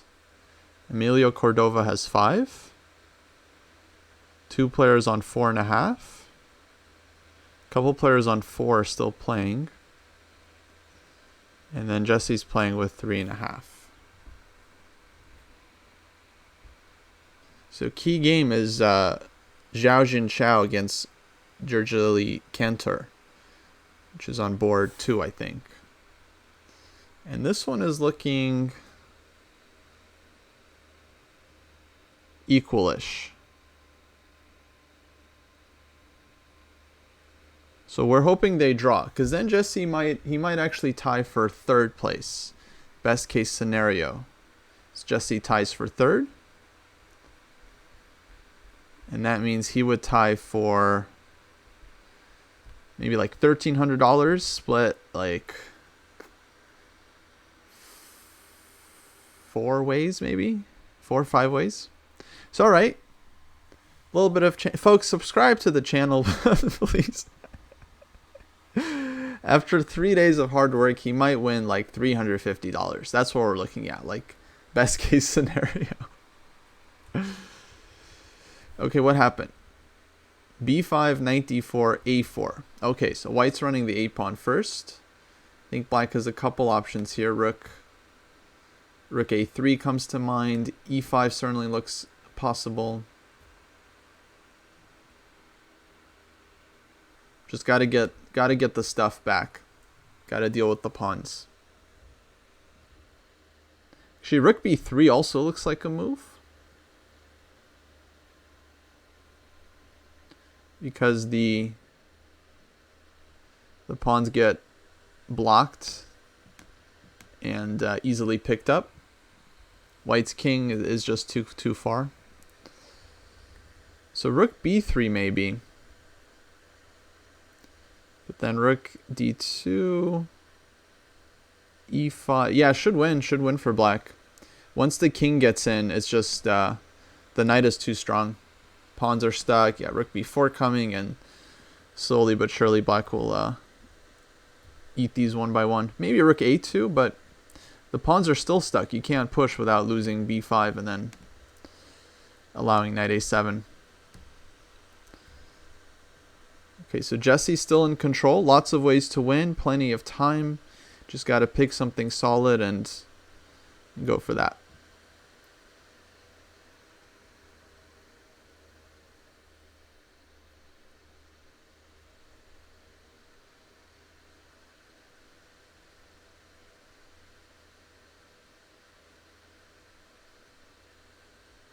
Thank you for following, White Dragon.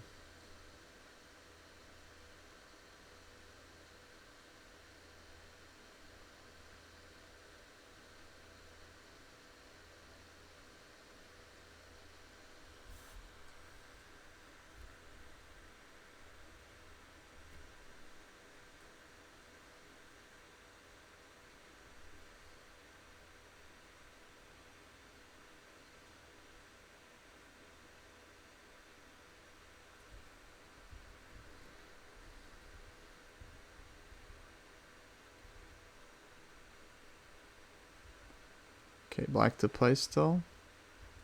Oh, it's the other game, right? Following this Jin Chao game against Cantor. All right, so they're both still playing there for a win possibly. So that game can go either way.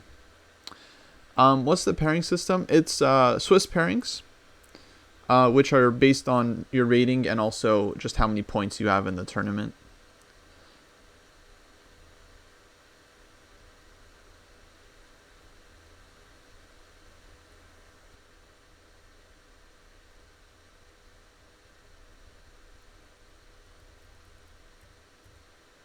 And this Brodsky Trough game is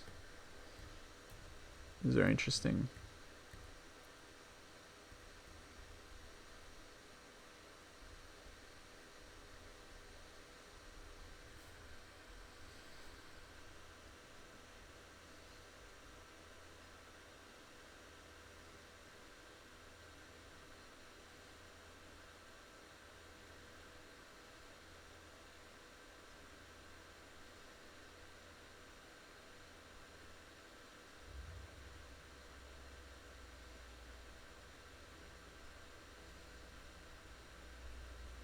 Looks like Tata won her game against Dominique Myers. He's good. Go Tatev.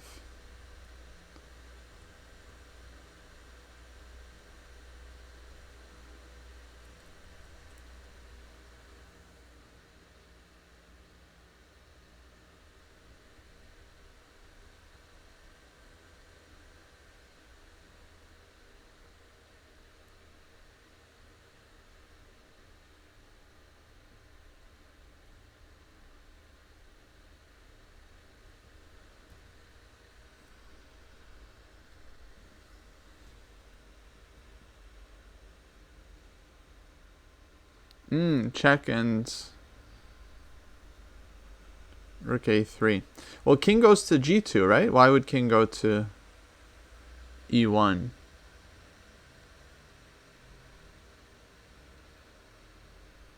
Yeah, king definitely goes to g2.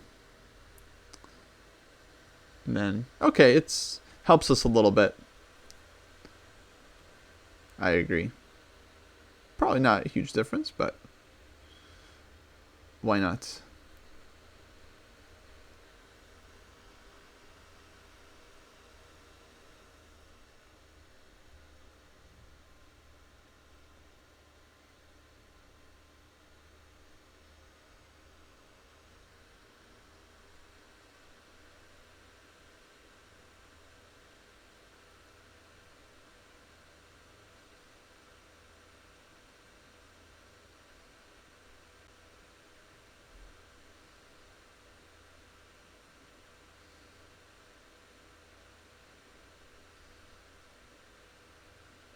Yeah, I think Jesse winning.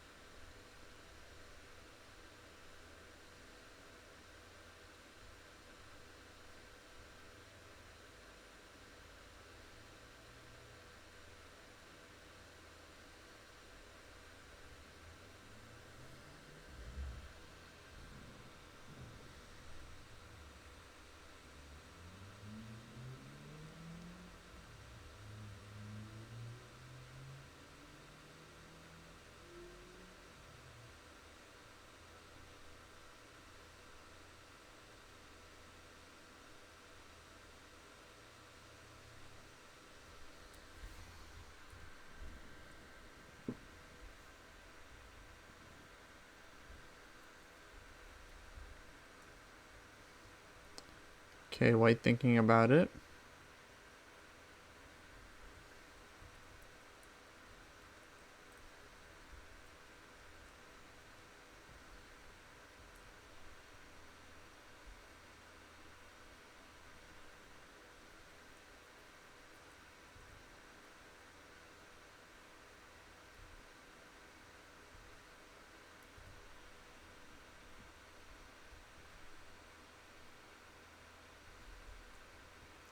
Yeah, king g2 played.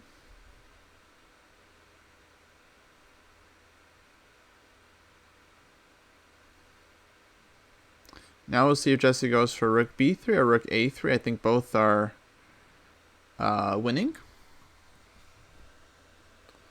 I'm not sure which one I would play. They both feel good,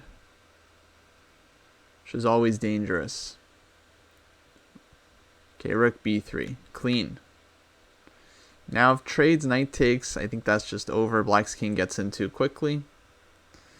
So white has to try like rook a2 here. But the pawns don't move. Nothing moves. So king f5, g5, e5, black can do anything. f6, e5, make a passer, bring the king in. I think it's just over. Go Jesse. Stay focused. Don't mess it up, boss. I can call him boss when he's winning.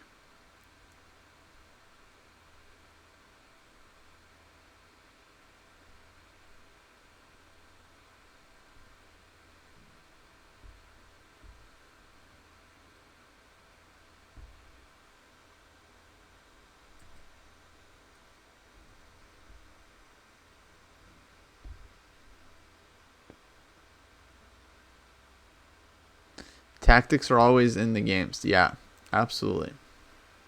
There's always tactics. Even in the most quiet, boring, like I'm falling asleep type positions, there is going to be some tactics. Absolutely.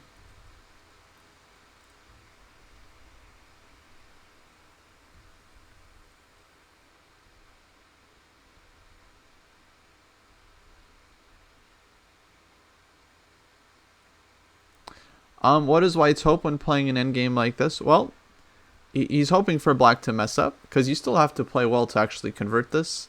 I think he should have kept the rooks on the board, but it's okay for a competent player. They should win this as black, but more winning endgames have been messed up before, right? So in tournament situation, you don't want to resign too early. No one ever won a game by resigning, and it's the last round. So you do actually want to fight hard, because sometimes you'll swindle things. Your opponent messes up, they miss one trick or something, and then that's it. So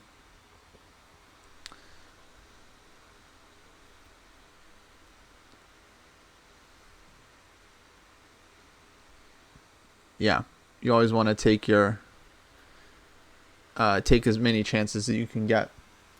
I mean, you guys probably know, like, you probably haven't won, every single game where you are winning. And so think about what happened, right? So yeah, sometimes there's you have to be as resilient as possible. It's a very important skill in chess. Takes king f3. Jesse just goes back, king e7. For me, e5 looks logical too, but then okay, white king can knight c5 take on a4. I don't know. E5 looks fine as well, but king e7, Jesse knows what he's doing. The king is just walking in, and yeah, these pawns are going to get picked off one by one. It's going to be 0-1 here very, very soon. They're just playing the moves out for the fans, for you guys. Yeah, I think any player like 2000 at this point doesn't really mess this up.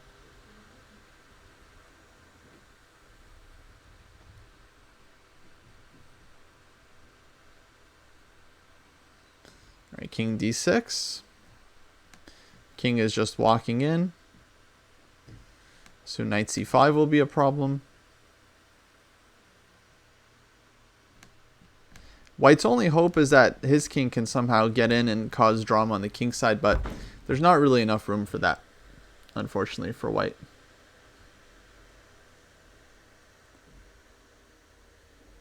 And yeah, I think this is resigned soon. You can't go king e4 because of the check, of course. g5, h4 is not really doing much. King e3. King here. You can already do this. You can take. You can even take there. So you got the check. Oh, this would be brutal. In fact, this would be so brutal because you not only take on b7, but you also cover the entry square. Okay, if white's king got in, then that would be annoying. You don't want to allow that. But here it's just like not even. The king doesn't even get in. Okay, h4.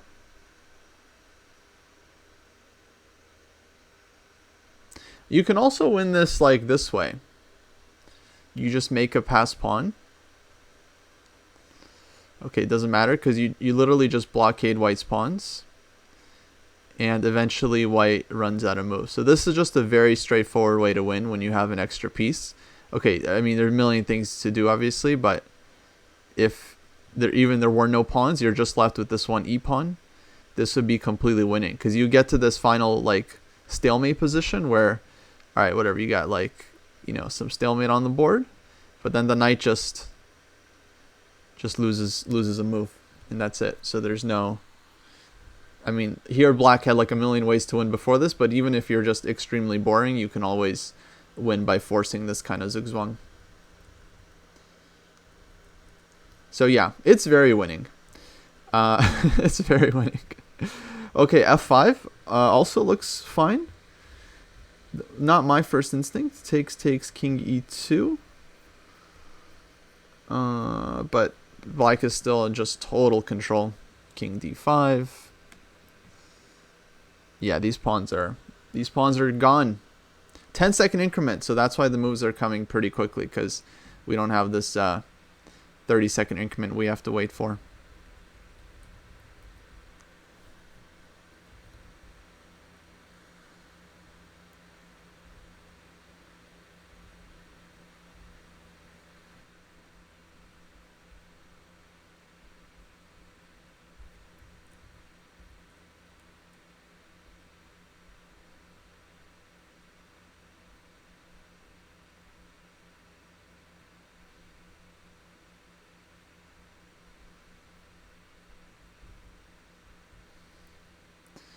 Okay, king e3.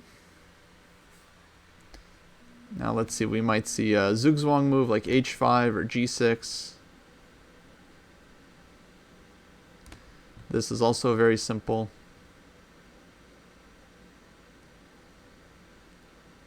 Knight a5 is good.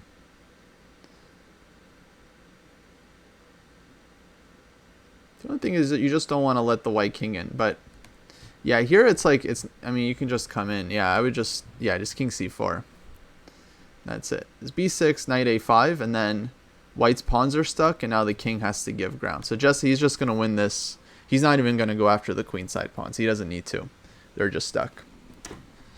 So this should be resigned soon. Let's go. Go, Jesse.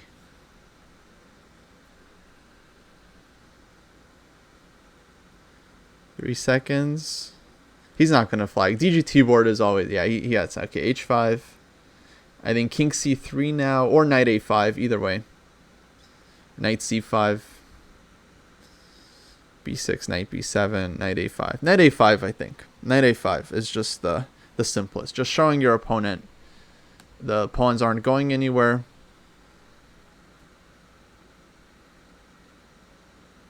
And that's it. If white's king goes to the king side, we go to the king side and take that pawn. If white's king hangs around the queen side, then we don't really want to allow that. We can just go king b4 and just take these pawns that way.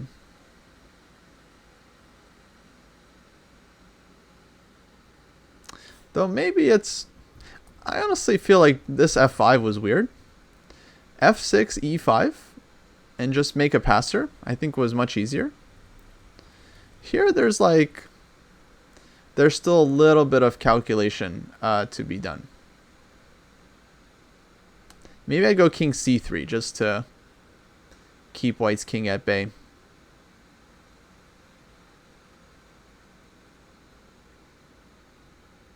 Because the last thing we want is to let white's king in.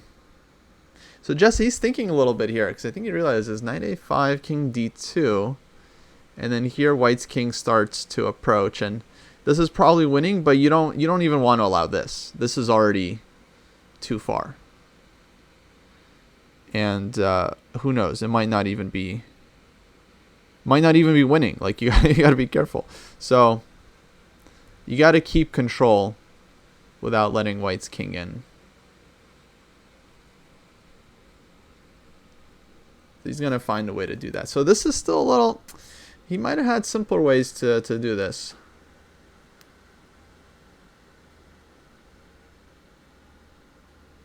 So he goes back. Okay.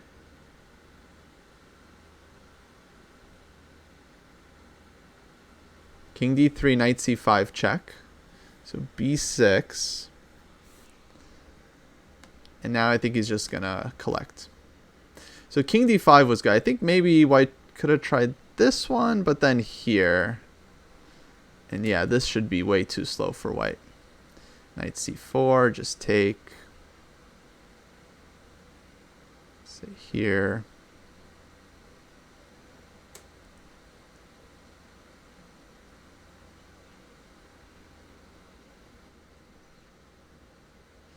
Here, and then some f4. But b6 now, king c6 should just win easily. King d3, take. King c4. Shouldn't be in time for white. But still a little...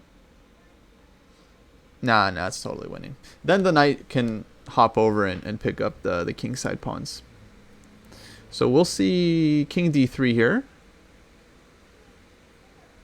Maybe a5. Okay, a5 is also similar, but yeah, it's just not enough for white. You can just take this one. King d4, king d6. And then white is stuck. Even takes king e5. I feel like should be in time there. So king d4, he's going to play king d6 for sure, because that's just much cleaner. But taking king e5, I'm just... Maybe not... Yeah, not so simple. So king d6 here. 100% king d6. Just keep white's king from getting in. Don't allow the counterplay. Now the knight can start swinging around. B pawn is under control, so knight can even go pick up the H pawn, take a little detour. Black's king just has everything covered. All right, king c3.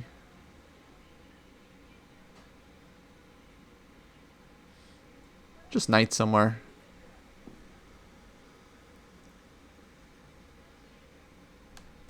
Here. Oh, king c5. Oh, king c5. Fancy.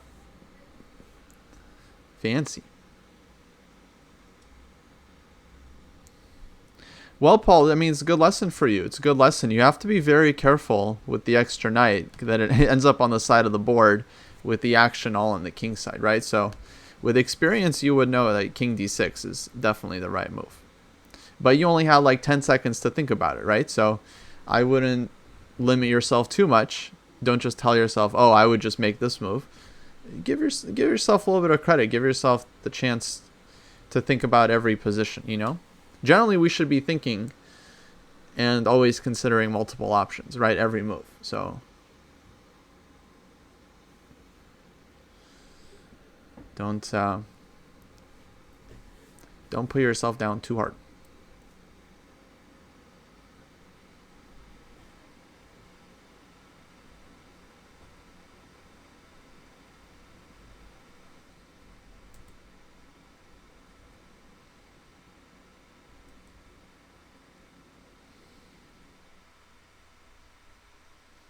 King d5 does look good. I think then king c3.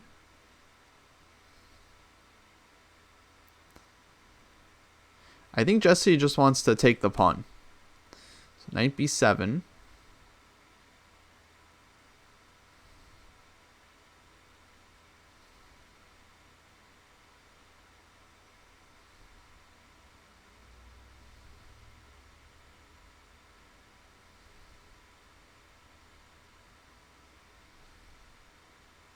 Come on, Jesse, don't lose your head.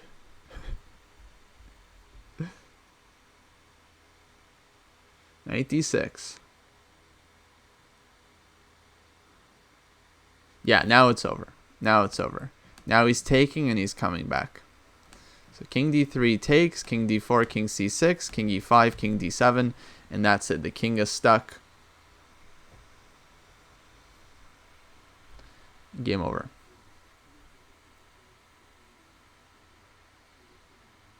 I think that might be it.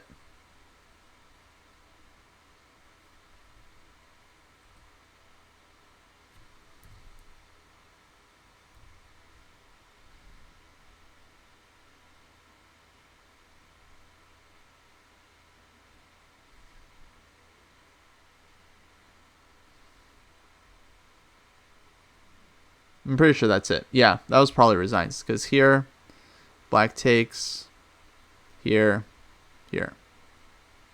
And that's it. The king doesn't get in.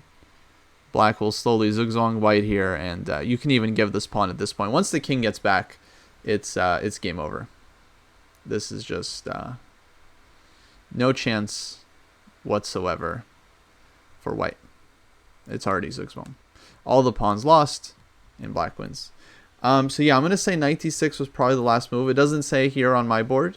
Probably there are a couple of boomers. They don't know how the DGT thing works. You got to put the kings, on the black squares to show that black wins, like e5, d4. They probably just started like talking. But yeah, go Jesse.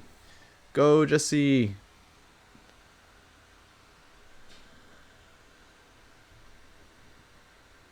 For sure he won. So he finishes with 4.5 out of 6, and there's the result. It's official. So 4.5 out of 6. Couple rating points gained. Probably get some money too. Let's see. This was the the other game that he was counting on was agreed drawn. So that's good. That means he's in a big tie for third place.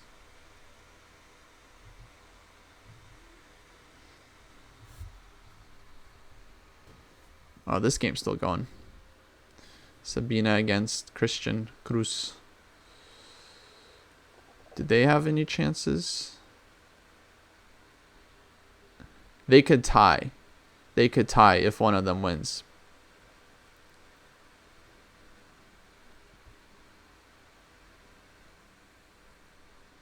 So we're hoping for a draw here so that Jesse gets more money. Because so far he's tied for third with 1, 2, I think Julio, 3 people. Oh, and Caden as well. Oh, so 5-way tie for third place right now. So hopefully this game is a draw so it doesn't become 6. So 5-way tie for third place. They get $1,300 divided by 5. Is that like 260 $260. All right, not bad for 3 days of work, 6 games.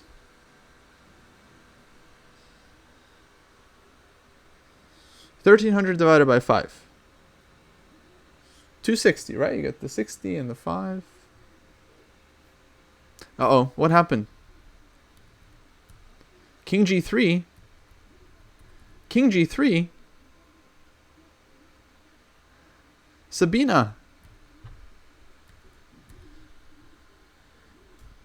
Oh no, Sabina just lost it. All right, six-way tie. Six-way tie for 1300. So 13 divided by 6 is harder. So 200 and $216 and some change.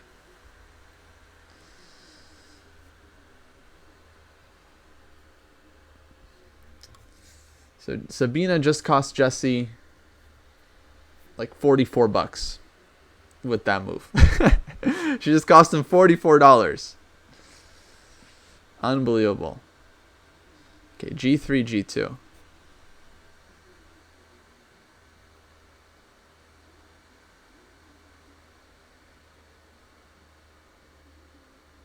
You can also just put the rook behind the pawn. Just, yeah, rook B3, G3. This is simpler.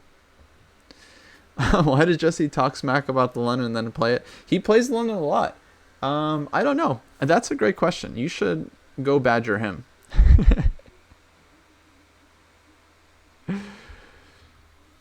Yeah, it's kind of a do as I say, not as I do situation.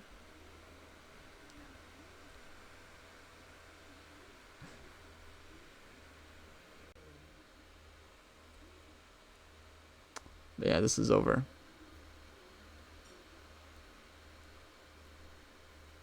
All right, well, bravo, Jesse. He wins the game, gets the 4.5 points. Tied for third place, Charlotte Open. Definitely not so easy. I think that's going to be... Well, yeah, I think we're going to end the stream there. Why don't we raid Dina, since Dina still... Looks like she's still playing.